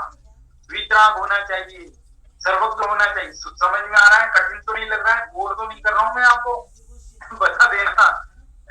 बता देना मुझे, सिंबल कर देना हाथ से, तो मैं समझ जाऊंगा। आपको कुछ टॉपिक चेंज करना है, टॉपिक चेंज कर दूंगा। बातें मेरे पास बहुत है। तो ईश्वर जो है कैसा होता है? ईश्वर जो है वितरागी होता है और सर्वज्ञ होता है। दुनिया में अधिकांश जो है ईश्वर वितरागी नहीं पाए जाते, लेकिन जैन दर्शन का ईश्वर वितरागी होता है। आप कहोगे ये कैसे आप बोलते हो? आप दूसरे के ईश्वर की निंदा करते हैं क्या? नहीं, मैं निंदा नहीं कर रहा हूँ, मैं एक्चुअल तथ्य बता रहा हूँ आपको, फैक्ट बता रहा हूँ। उसका लॉजिक भी है। उसका लॉजिक ये है कि राग मतलब क्या होता है? वितराग शब्द का मतलब क्या, पहले वो देख लीजिए आप। वितराग कहते हैं कि किसी से राग और द्वेष नहीं होना, उसका मतलब वितराग। फिर से बोल रहा हूं, राग और द्वेष ये दोनों जब मिट जाते हैं, खत्म हो जाते हैं, तो व्यक्ति वितराग हो जाता है। अब आप लोग राग और द्वेष क्या? राग माने किसी को अच्छा जानकर चाह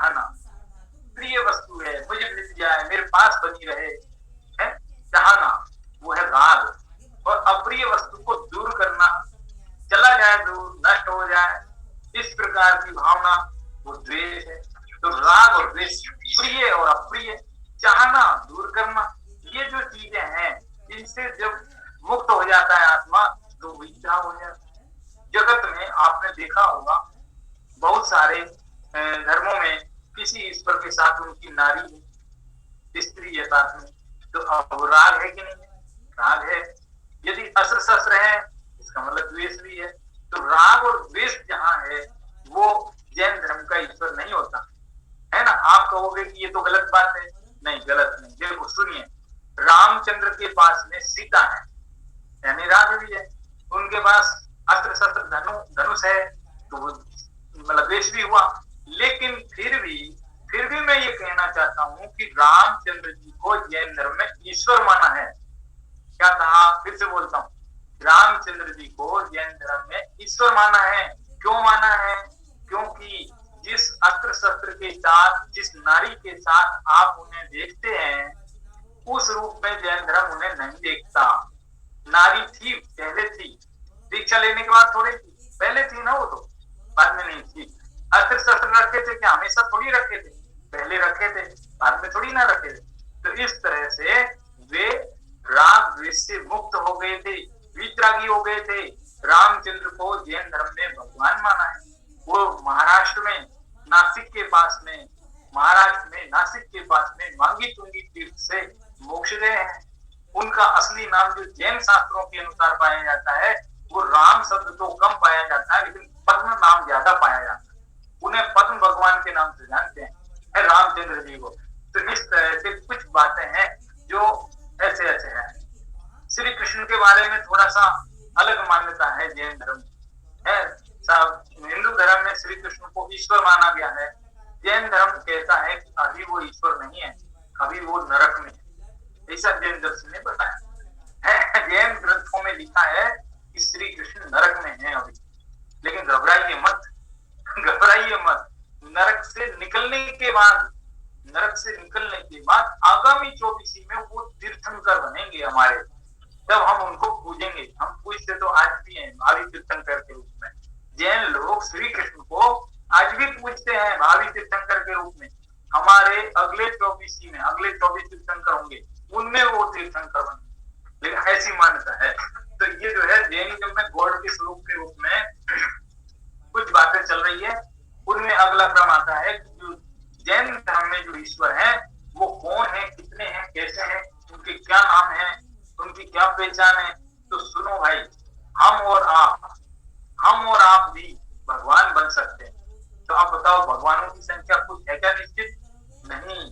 भगवान कितने भी हो सकते हैं, कोई भी भगवान बन सकता है। प्रत्येक आत्मा में भगवान बनने की सामर्थ्य है, इसलिए भगवान तो अनंत हो सकते हैं। लेकिन तीर्थंकर 24 ही होते हैं। आप लोगों की ये क्या मतलब है कि तीर्थंकर भी भगवान ही होते हैं, घबराने की जरूरत नहीं। लेकिन उनके पास एक एक्स्ट्रा ड्यूटी है। वो एक्स्ट्रा ड्यूटी ये है कि जब उनको केवल ज्ञान की प्राप्ति हो जाती है, लेकिन मोक्ष जाने के पहले वे इस दुनिया को धर्म का मार्ग बताते हैं, धर्म का उपदेश देते हैं। ये एक एक्स्ट्रा ड्यूटी होती है, इसलिए उनको तीर्थंकर कहते हैं। बस आप ये मत सोचना कि तीर्थंकर माने बहुत अच्छा भगवान, साधारण केवली। अरे हल्का, ऐसा नहीं है, ऐसा बिल्कुल भी नहीं है। साधारण केवली और तीर्थंकर ये दोनों ही एक जैसे हैं। दोनों के ज्ञान, दर्शन, सुख, बल सब कुछ एक जैसे ही है, कोई फर्क नहीं है। दोनों का आनंद बराबर, दोनों का सुख बराबर, दोनों की अनुभूति बराबर, कुछ भी तो फर्क नहीं। अरे आप उनको नमस्कार करोगे तो क्या उनका कुछ बढ़ जाएगा, और नमस्कार नहीं करोगे तो कुछ घट जाएगा? नहीं, कुछ नहीं होता। यदि तीर्थंकर को हजारों लोग नमस्कार करें, उनका नाम ले ले, तो तीर्थंकर के खून में थोड़ा सा बढ़ जाता? नहीं, कुछ नहीं होता। और भगवान को कोई जानता नहीं। अच्छा, इतने सिद्ध भगवान बैठे हैं, हम उनका नाम भी नहीं जानते, तो क्या उनका कुछ कम हो गया? नहीं, कुछ नहीं होता। ये बहुत बड़ी मान्यता है। देखो, आपको जहां भी जैनिज्म की क्लास चलती हुई मिलेगी, वहां पर आपको तीर्थंकर और सामान्य केवली में अंतर बताए जाते हैं। लेकिन मैं आपको क्या बता रहा हूँ? उल्टा बता रहा हूँ, अंतर नहीं बता रहा हूँ।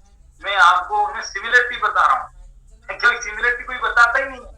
अंतर तो बहुत लोग बता देंगे, सिमिलरिटी है। जो सामान्य केवली है और तीर्थंकर है, दोनों में एक जैसा ही सुख, एक जैसा ही बल, एक जैसा ही आनंद, सब कुछ एक जैसा है। लेकिन तीर्थंकर का नाम ज्यादा क्यों चलता है? क्योंकि वे हमको उपदेश देते हैं। तीर्थंकर हमको उपदेश देते हैं, भगवान उपदेश नहीं देते, कंपल्सरी नहीं है। कोई बाजे से यदि कोई प्रश्न करे तो उपदेश मिल सकता है, लेकिन कंपल्सरी नहीं है। कंपल्सरी तो सिर्फ तीर्थंकर ही देते हैं, इसलिए वे 24 ही होते हैं। 24 तीर्थंकर जैन धर्म में जो है भगवान के रूप में पूजे जाते हैं। कौन है वे भगवान, कौन है वे तीर्थंकर? 24 में से सबसे पहले का नाम है ऋषभ देव, दूसरे का नाम अजित नाथ, तीसरे का नाम संभवनाथ, चौथे का अभिनंदन नाथ। सबको नाम पता ही होंगे मैं क्या बोलूं, है ना, लेकिन फिर भी चाहिए तो इंटरनेट में सब अवेलेबल है ना। मुख्य मुख्य नाम बोलता हूँ। 16वें तीर्थंकर शांतिनाथ हैं, जिनके मंदिर बहुत ज्यादा मिलते हैं। ऐसा नहीं है कि शांतिनाथ भगवान का ज्यादा नाम लेते इसलिए वो महान है, पुष्पदंतनाथ भगवान को कोई नाम ही नहीं लेता तो कम, ऐसा नहीं है। सब ईश्वर पूरे एक जैसे ही हैं, बराबर ही हैं, लेकिन जिनके मंदिर ज्यादा हैं इसलिए वो फेमस ज्यादा हो गए। शांतिनाथ भगवान शांति करेंगे ऐसी कोई बात नहीं है, शांति तो पूरे 24 ही तीर्थंकर करेंगे। समझ में आई बात? अरे साहब शांतिनाथ भगवान शांति करेंगे तो महावीर नहीं करेंगे? अरे महावीर भी शांति करेंगे, आदिनाथ भी शांति करेंगे, लेकिन दुनिया में एक ऐसा मिथ्यात्व चल पड़ा है, अरे शांतिनाथ भगवान ही शांति करेंगे। ये मिथ्यात्व है, गलत बात है, ऐसा नहीं होता। सभी भगवान एक जैसे। हाँ जी, कुछ कहना है किसी को? बात बहुत है मेरे पास, बहुत लंबी लंबी बातें। मतलब क्या होता है कि दुनिया में ऐसा लगता है कि हमारे उपसर्ग को दूर करने वाले सिर्फ पार्श्वनाथ ही हैं और कोई दूसरे नहीं, ऐसा नहीं है। उपसर्ग दूर करने की क्षमता सभी 24 तीर्थंकरों में भी है।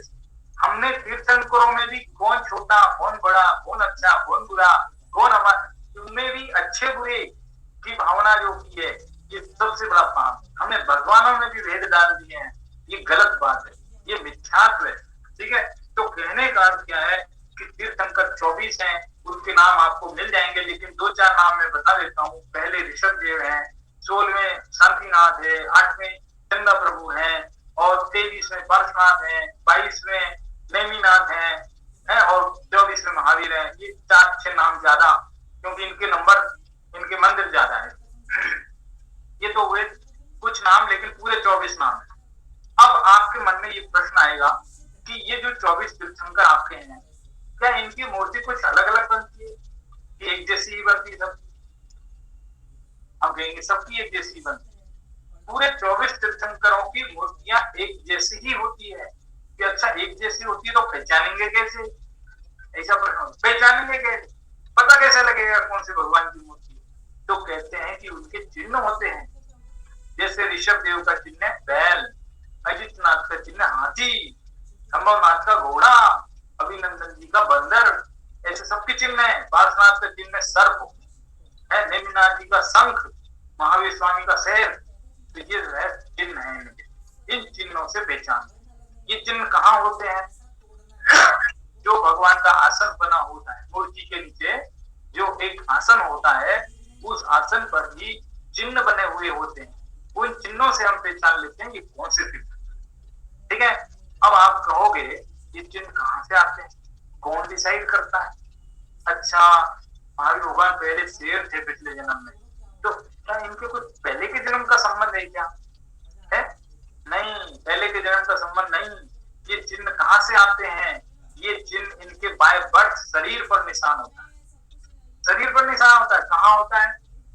दाहिने पैर, राइट जो आपका फुट है, दाहिना पैर, उस दाहिने पैर के अंगूठे पर, दाहिने पैर के अंगूठे पर ये चिन्ह होता है। उस चिन्ह को स्वधर्म स्वर्ग से इंद्र आकर के देख करके घोषित करता है, पब्लिक को बताता है कि ये तीर्थंकर का ये वाला चिन्ह है, और उस चिन्ह से वो पहचाने जाता है। ये उनके बर्थ मार्क है। चिन्ह माने उनका बर्थ मार्क, शरीर पर है, दाहिने पैर पर अंगूठे पर वो चिन्ह बना हुआ होता है। समझ रहे हैं आप? कुछ खास बातें मजा आ रहा है, नहीं आ रहा है, कुछ बताइएगा। वैसे आप लोगों की तरफ से कोई रेस्पॉन्स ही नहीं, सब लोग बैठे चुपचाप है ना, किसी की मुझे शकल दिखती है, तो मुझे ये भी नहीं समझ में आ रहा कोई सुन रहा है नहीं सुन रहा है, समझ में आ रही है नहीं आ रही है। हो सके हो सके यदि आप लोगों को तकलीफ नहीं हो, आसानी हो, सुविधा हो, तो कैमरे ऑन रखा कीजिए। थोड़े बहुत कभी कभी मेरे को प्रश्न पूछ लिया कीजिए तो मुझे भी लगेगा हाँ भाई कोई सुन रहा है, समझ रहा है। बातें बहुत हैं, बहुत सारी बातें हैं। देखो ये 24 तीर्थंकर हैं, इन 24 तीर्थंकरों में कोई कोई तीर्थंकर के एक से ज्यादा भी नाम है। जैसे आपके घर में, घर का नाम कुछ, स्कूल का नाम कुछ, घर में तो पप्पू बोलते हैं, स्कूल में कुछ और नाम वो बोलते हैं। तो ऐसे ही तीर्थंकरों के साथ भी कोई कोई तीर्थंकर के साथ है। जैसे महावीर के 5 नाम मिलते हैं, भगवान महावीर के 5 नाम, वीर, अतिवीर, सम्मति, वर्तमान, महावीर, 5 नाम। 9वें पुष्पदंत का दूसरा नाम है सुविधिनाथ, 22वें नेमिनाथ का दूसरा नाम अरिष्ट नेमि, ऐसे अलग। ऋषभ देव का दूसरा नाम आदिनाथ। तो ये जो है कुछ तीर्थंकर ऐसे हैं जिनके एक से ज्यादा भी नाम है। ठीक है, अब इसके बाद देखो, इसके बाद ये है कि जो ये तीर्थंकर है, अब जैसे वीर अतिवीर क्यों कहते हैं, क्योंकि एक बार जो है, अब चलो ये बहुत लंबी बात हो जाएगी तो और भी बातें बतानी है, टाइम बचा 13 मिनट, तो बातें और भी बतानी है, इसलिए मैं आगे बढ़ता हूँ। देखो ये जो तीर्थंकर है, 24 तीर्थंकरों में से 5 तीर्थंकरों का जन्म अयोध्या में हुआ। 24 तीर्थंकरों में से 5 तीर्थंकरों का जन्म अयोध्या में हुआ। अयोध्या जैनियों का बहुत बड़ा तीर्थ है, क्योंकि 5 तीर्थंकर वहां जन्मे। लेकिन सुनो भाई, पूरे के पूरे 24 तीर्थंकर उत्तर प्रदेश में ही जन्मे हैं, समझ लो आप, मोटा मोटी उत्तर प्रदेश और बिहार, ये मान लीजिए कुछ बिहार का भी अंश है। तो यूपी बिहार में ही लगभग पूरे तीर्थंकर जन्मे थे। जैनों का तो बहुत बड़ा ये समझो वो स्थान है। तो ये जो है तीर्थंकरों का जन्म 5 का जो है अयोध्या में और 6 का जो है यूपी बिहार में हुआ था। और मोक्ष की यदि बात करें तो जो है 24 तीर्थंकरों में से कितने, 20 तीर्थंकरों का, 24 तीर्थंकरों में से 20 तीर्थंकरों का मोक्ष बिहार में सम्मेद शिखर, सॉरी बिहार में झारखंड, अब तो झारखंड हो गया ना, तो झारखंड में सम्मेद शिखर नाम का एक तीर्थ है। सम्मेद शिखर नॉन जैन लोग नहीं जानते, जैन लोग जानते हैं। नॉन जैन के लिए शब्द रहेगा पारसनाथ। पारसनाथ स्टेशन है, रेलवे स्टेशन पारसनाथ उसका नाम दिया हुआ है। पारसनाथ स्टेशन से लगभग 30 किलोमीटर की दूरी पर एक पहाड़ है जिसका नाम सम्मेद शिखर है। उस सम्मेद शिखर पहाड़ से 20 तीर्थंकर मोक्ष गए हैं। सोचिए, बहुत बड़ा तीर्थ माना जाता है जैनों का, बहुत बड़ा तीर्थ है। लेकिन काफी समय से, काफी समय का मतलब 100 साल, 100 साल पुरानी बात कर रहा हूँ, 100 साल से दिगंबर और श्वेतांबर समाज के बीच एक मत नहीं होने से वो तीर्थ जो है उसके ऊपर कुछ मसला चल रहा था। वो मसला जो है अभी कल ही सुलझा है, दिगंबर और श्वेतांबर एक मत हो गए हैं, अब वो मसला सुलझने की स्थिति में आया। ठीक है, तो इस तरह से ये सम्मेद शिखर बहुत बड़ा तीर्थ है। ठीक है सर, इट इज ओपन ना, खुला है वो जी, सम्मेद शिखर की खुला है।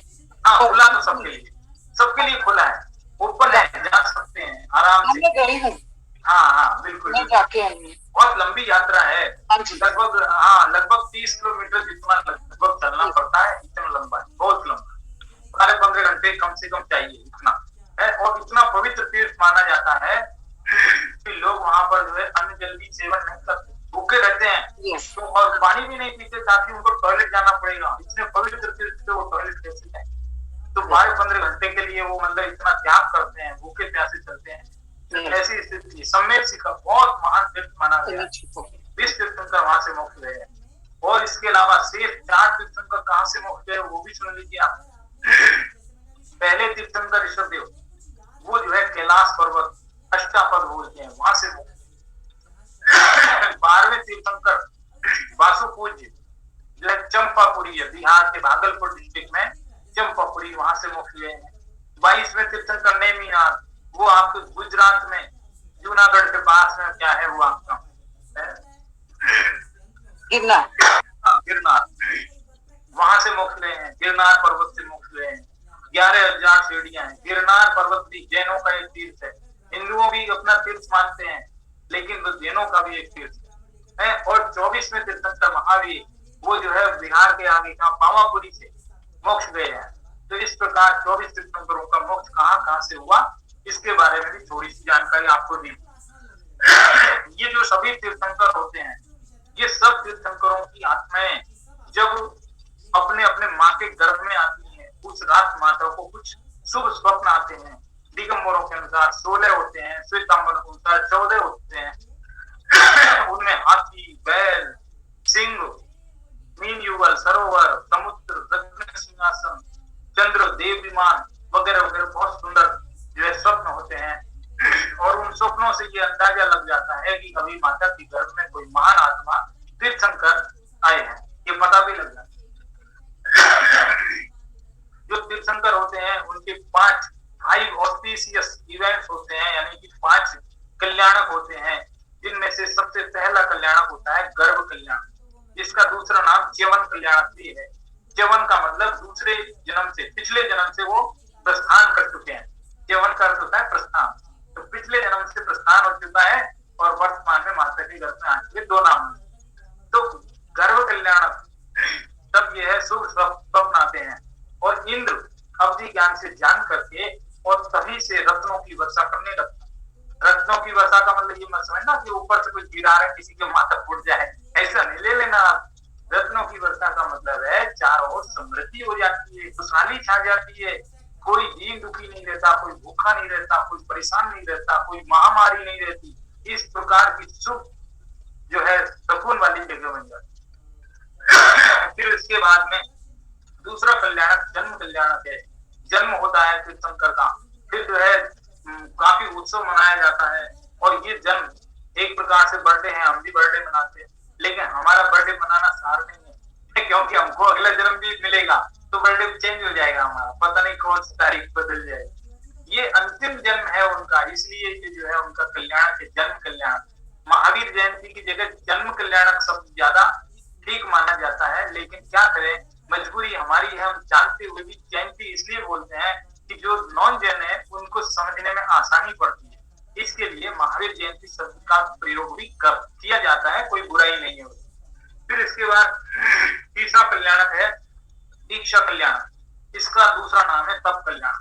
तपस्या शुरू हो जाती है, दीक्षा ले जाते हैं, जंगल में चले जाते हैं, संसार से उदासीन वैराग हो जाता है और वो जो है वहां जाकर के और साधना करते हैं आत्मा की। फिर चौथा कल्याण केवल ज्ञान कल्याण, ज्ञान कल्याण, ज्ञान हो जाता है। उसके बाद धर्मोपदेश शुरू हो जाता है, समस्रण लग जाता है, इंद्र आ जाता है, अनेक प्रकार की जो बड़ी लंबी लंबी कहानियां। उसके बाद फिर जो है मोक्ष कल्याण, 5वां कल्याणक है, वो जो है कल्याण मनाया जाता है। सभी तीर्थंकरों में से 12वें तीर्थंकर, सभी तीर्थंकरों में से सिर्फ एकमात्र 12वें तीर्थंकर ऐसे हैं जिनके पूरे 5 कल्याण एक ही स्थान पर हुए। जन्म भी वहीं, दीक्षा भी वहीं, मोक्ष भी वहीं, सब हिले नहीं वो कहीं एक जगह पर ऐसे हैं। फिर 3 तीर्थंकर ऐसे हैं, सभी 24 तीर्थंकरों में 3 तीर्थंकर ऐसे हैं, 16वें शांतिनाथ, 17वें कुंठनाथ और 18वें आर्यनाथ। ये 3 तीर्थंकर ऐसे हैं, तीनों का जन्म भी एक ही जगह से, हस्तिनापुर से हुआ था। तीनों के तीनों अत्यंत सुंदर कामदेव शरीर वाले थे। तीनों के तीनों ही चक्रवर्ती भी बने, पूरी दुनिया को उन्होंने जीता, और तीनों के तीनों तीर्थंकर भी बने। यानी कि ये 3 सीरियल के 3 ही नंबर और तीनों में 3 विशेषताएं देखने को पाई जाती है। ऐसी भी जो बात इसमें, इस प्रकार से बहुत सारी बातें हैं।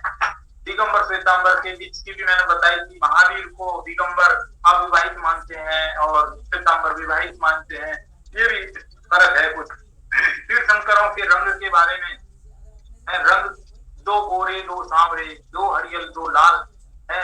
6वें और 12वें तीर्थंकर पद्म प्रभ और वासुपूजी लाल रंग की, लालिमा उनके शरीर में लालिमा ऐसे है। और 8वें चंदा प्रभु और 9वें पुष्पदंत श्वेत, एकदम गोरे भूरे थे। इस प्रकार से उनके रंग भी बताए गए हैं, 2 गोरे, 2 सांवरे, 2 हरियल, 2 लाल, 2 हरे। कैसा लगता होगा, कहने का मतलब हरे परमाणु जान। 7वें सुपार्श्वनाथ और 23वें पार्श्वनाथ, इनके बारे में जो है हरे मतभेद भी है। कोई इनको ब्लू, डार्क ब्लू यानी काले रंग का भी मानते हैं, लेकिन काले रंग में 19वें और 22वें तीर्थंकर भी मतभेद है थोड़ा। तो इस तरह से, और शेष 16 बचे, क्योंकि 8 ही हुए ना, तो बाकी 16 तीर्थंकर कैसे थे? तप्त स्वर्ण समान। तप्त स्वर्ण समान का मतलब है तपाए हुए सोने जैसे उज्जवल उज्जवल रंग के थे। उनकी काया शरीर का रंग है, ठीक है। इस प्रकार से ये जो है तीर्थंकरों के बहुत सारी विशेषता है, बहुत सारी बातें हैं। कितने तीर्थंकर होते हैं, कितने नहीं होते, बहुत सारी बातें हैं। 24 तीर्थंकर इसके भी पहले हो चुके, 24 वर्तमान में है, 24 आगे और होंगे। तो 24 होते रहते हैं कालक्रम से, बहुत सारे होते हैं। तो इस तरह से देखो, राजा श्रेणी वो अभी नरक में है, लेकिन निकल करके अगले 24 के पहले तीर्थंकर बनेंगे और उनका नाम होगा महापद्म। पहले तीर्थंकर महापद्म, कितनी ऊंचाई वाले? 7 धनुष, 7 हाथ के, 7 हाथ की जितनी ऊंचाई होगी। इधर पहले तीर्थंकर ऋषभनाथ कितने ऊंचे थे? 500 धनुष जितने ऊंचे थे, 500 धनुष जितने ऊंचे थे, ठीक है। लेकिन ये कितने होंगे? ये 7 हाथ के ही होंगे, क्योंकि सृष्टि का क्रम बदल जाएगा। क्योंकि महावीर 24 में 7 हाथ के थे, अंतिम वाले उधर पहले वाले, और उनका अंतिम वाले होंगे 500 धनुष के। तो क्रम बदल जाएगा, स्टाइल बदल जाएगी। तो इस तरह से कहने का मतलब, तीर्थंकर होते हैं, उनका शरीर अत्यंत सुंदर होता है, सुगंधित शरीर होता है, उनके शरीर से पसीना नहीं आता, मलमूत्र नहीं होते, नाखून नहीं बढ़ते, केश नहीं बढ़ते, उनके शरीर में जो खून होता है दूध जैसा सफेद होता है, हड्डियां अत्यंत मजबूत होती है, अत्यंत बलशाली होते हैं। उनके शरीर में 1008 शुभ लक्षण होते हैं, हितमित प्रिय वो वचन बोलते हैं, उनका शरीर सुडौल सुगठित होता है, सुंदर होता है। ये सारी इतनी सारी बातें हैं कि जिसका कोई हिसाब नहीं। तो कहने का मतलब जो है तीर्थंकर कैसे होते हैं, इस तीर्थंकरों का स्वरूप मैंने आपको थोड़ा बताया। यही जैन धर्म में जो है ईश्वर का सामान्य स्वरूप है। और ऋषभ देव के बारे में, नेमिनाथ के बारे में एक तो छोटी छोटी बातें और बताता हूँ। समय बहुत तेजी से बढ़ रहा है, बातें मेरी खत्म नहीं होती, सही बातें हैं। देखो, ऋषभ देव थे, ऋषभ देव का जीवन बहुत गजब है। ऋषभ देव के जीवन पर एक मूवी बन जानी चाहिए, इतना जोरदार उनका जीवन है। उनकी जो है 2 पत्नियां थी, उनकी 2 पत्नियां थी और 100 पुत्र थे, मतलब 101 पुत्र थे और 2 पुत्रियां थी। इतना बड़ा परिवार था उनका, जबरदस्त उनकी बात थी। और वो ऋषभ देव ने अनेक समस्याओं को, युग की आदि में हुए थे, अनेक समस्याओं से जूझ रही जनता को समाधान दिखाए थे। हंसी मसी कृषि विद्या वाणिज्य शिल्प, ये सबकी शिक्षा दी थी। हंसी माने शस्त्र चलाना, मसी माने स्याही लिखना पढ़ना सब सिखाया था। लिखना पढ़ना उस जमाने में सिखाया था। उनकी 2 पुत्रियां थी, ब्राह्मणी और सुंदरी। ब्राह्मणी को ब्राह्मी लिपि सिखाई, ब्राह्मी लिपि जो तो तब की है, आदिनाथ के जमाने की ब्राह्मी लिपि है। सुंदरी को अंक विद्या सिखाई थी। और इसके अलावा घुड़सवारी, अस्त्र शस्त्र, दुनिया भर की 72 कलाएं पुरुषों के लिए, 72 और 64 कलाएं स्त्रियों के लिए, वो सब ऋषभ देव ने सिखाया था। ऋषभ देव का तो अद्भुत ज्ञान था, अद्भुत ज्ञान था, जिसकी कोई हम तुलना ही नहीं कर सकते। ऐसे महान जो है ऋषभ देव। और ऋषभ देव एक दिन वैरागी होकर के दीक्षा लेकर जंगल में चले गए। और 1 साल 1 महीना और 8 दिन के बाद, 1 साल दीक्षा लेने के बाद, 1 महीना 1 साल और 8 दिन के बाद 9वें दिन में उनको पहला आहार मिला। सबसे पहला आहार गन्ने का रस। और जिस दिन मिला वो दिन था अक्षय तृतीया का दिन। अक्षय तृतीया का दिन तब से लेकर के अक्षय तृतीया आज तक मनाई जा रही है। जैन धर्म का बड़ा महान पर्व माना जाता है ये अक्षय तृतीया। अक्षय तृतीया का मतलब है उस दिन जब उन्होंने गन्ने का रस लिया था, जिस पात्र से गन्ने का रस उनको दिया गया था, वो पात्र में गन्ने का रस अक्षय हो गया था, खत्म ही नहीं हो रहा था। पूरे गांव को, पूरे शहर को, सब लोगों को पिलाते पिलाते भी खत्म नहीं हो रहा था, इसलिए अक्षय हो गया था। तृतीया का दिन था अक्षय तृतीया। तब से अक्षय तृतीया पर्व मनाया जाता है। जैनों का बहुत बड़ा पर्व है। फिर एक 22वें तीर्थंकर के बारे में थोड़ा और बताता हूँ। 22वें तीर्थंकर नेमिनाथ जो है, इनका विवाह जूनागढ़ की राजकुमारी राजू के साथ तय हो गया था। शादी होने की तैयारियां चल रही थी। इधर बारात सज रही थी, वो बारात जा रही थी जूनागढ़। और जूनागढ़ की बारात में रथ पर बैठ कर ये नेमिनाथ दूल्हा बन करके जा रहे थे। और देखा कि अचानक पशु जो है चित्कार कर रहे हैं, पशु बोल रहे हैं। फिर पूछा उन्होंने साहब की, भाई कौन क्यों बोल रहे हैं, क्या हुआ इनको, क्यों चिल्ला रहे हैं ये? तो उन्होंने कहा कि ये जो आपकी बारात आई, इस बारात के स्वागत में कुछ नॉन वेज बनना है ना, तो उसके लिए वो बंद करके रखा है। सोचो ये नॉन वेज कब का चल रहा है, नेमीनाथ के जमाने में ये स्थिति थी। तो नेमीनाथ भगवान को ये सुनकर एकदम वैराग हो गया, मेरे लिए इतने जीवों की हत्या होगी, नहीं करना मुझे विवाह, और वैराग हो गया। और उन्होंने कहा साथ पीछे रथ वापस मोड़। इधर देखो, बारात की तैयारियां हो रही है, शादी की तैयारियां हो रही है, मेहमान आए हैं, सारी दुनिया में इतना सब, उन्होंने रथ वहीं से मोड़ दिया। सारा रंग राग रंग सब वैराग्य में बदल गया। चारों ओर समाचार तेजी से बिजली के जैसा फैल गया। राजकुमारी को भी कैसा लगा, सबने बहुत समझाया लेकिन नहीं रुके, और गिरनार पर्वत पर जाकर तपस्या में लीन हो गए।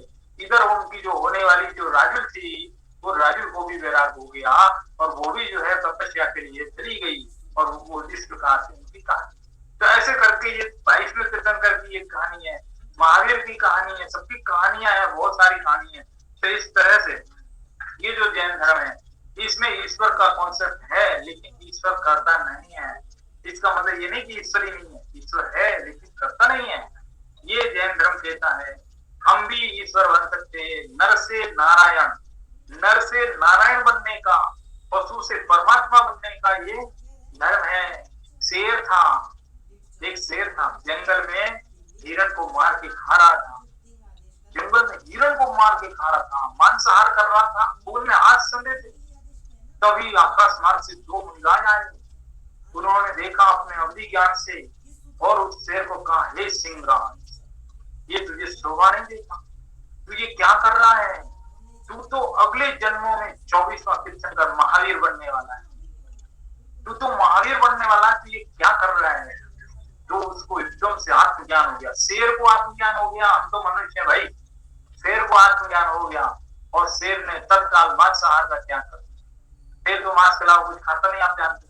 उसने आजीवन 1 महीना जीवित रहा, लेकिन उसने कुछ नहीं खाया, और अंत में प्राण अलग छोड़ करके शांत परिणाम, ऐसा नहीं दुखी हो गए, शांत परिणाम से छोड़ा, और अगले 10 जन्मों के बाद वो महावीर भगवान बने।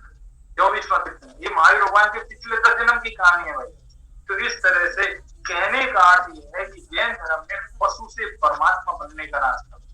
शेर है पूंछ वाला शेर जब भगवान बन सकता है, तो मूंछ वाला मनुष्य क्यों नहीं बन सकता? या पूंछ वाला बन सकता है, मूंछ वाला क्यों नहीं बन सकता? ये तो पामर से परमात्मा बनने का है, पशु से परमात्मा बनने का है, नर से नारायण बनने का। हर मनुष्य भगवान बन सकता है, ऐसी खुली छूट है जैन धर्म में। देखो ऐसी गजब की बात। तो इस तरह से कहने का अर्थ यही है कि ये जो है जैन धर्म में ईश्वर का स्वरूप, ईश्वर कैसा है, आत्मा क्या है, परमात्मा क्या है, इन सब के ऊपर बहुत गहन विवेचन है, बहुत लंबी बातें हैं। समय बहुत तेजी से जाता है, 5 दिन में मुझे बहुत कुछ देना का मन रहता है, लेकिन कोई बात नहीं, जितना मैं दे पाऊंगा दे दूंगा। और फिर भी यदि कुछ लोग यदि ज्यादा जानना चाहते हैं उसके आगे, तो हमारे यहाँ पर कोर्स भी चलते हैं, वीकली कोर्स है, वीक में 1 दिन 2 घंटा पढ़ाई होगी, बस साल भर पढ़ाई होगी, और उसकी फीस भी कुछ ज्यादा नहीं, लगभग 3000 रुपए पूरे साल का। तो उसमें क्या है, बहुत नॉलेज आपको मिलेगी। पूरे जैनिज्म के बहुत सारे टॉपिक उसमें पढ़ाए जाएंगे, नोट्स भी हैं, सिलेबस भी है, पढ़ाई है, एग्जाम है, और सब ऑनलाइन है, आना जाना भी नहीं, कहीं पर भी कुछ भी नहीं करना, इतना सीधा सिंपल मार्ग। तो ये सब जो बातें आपको बताएंगे। अभी के लिए इतना ठीक है मेरे ख्याल से। किसी को मन में कोई डाउट प्रश्न है तो पूछ सकते हैं, तो बराबर है। Recording stopped.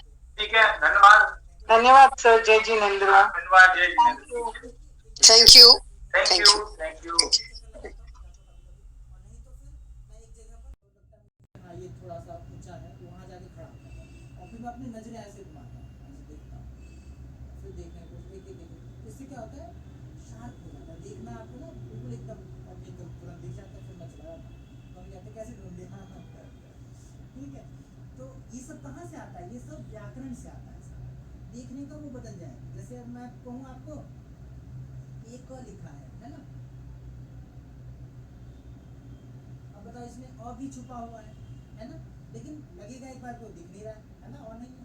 तो इस तरह से जो चीजें नहीं होते हुए भी नहीं दिखती है, वो हमें ग्रामर दिखा देता है, ठीक है। तो इसीलिए मैं बार बार कहता हूँ बच्चों को कि कैसे भी करके ग्रामर पढ़ो। और मैं जब पढ़ रहा था ना, तो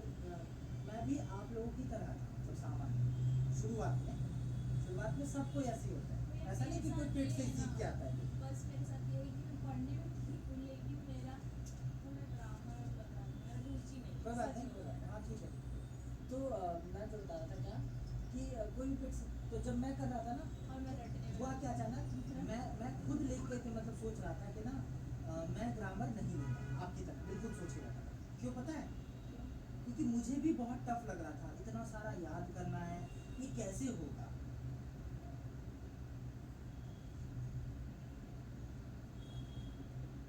हाँ बताओ। तो जो है फिर उसी टाइम की बात है, जो मेरे गुरु हैं वो मुझे मिल गए।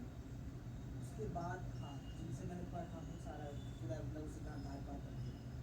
तो फिर जब उन्होंने पढ़ाना स्टार्ट किया, वैसे तो मैंने कई बार पढ़ा था, बहुत लोगों से पढ़ा था, फिर जब उनसे पढ़ा मैंने कहा भेजा आपका स्कूल ही नहीं है? हाँ सामान्य सरकारी स्कूल से। तो जब पढ़ा उसके बाद तो फिर मेरे को लगा कि अब चाहे मैं फेल भी हो जाऊँ तो मुझे पढ़ना तो ग्रामर ही है।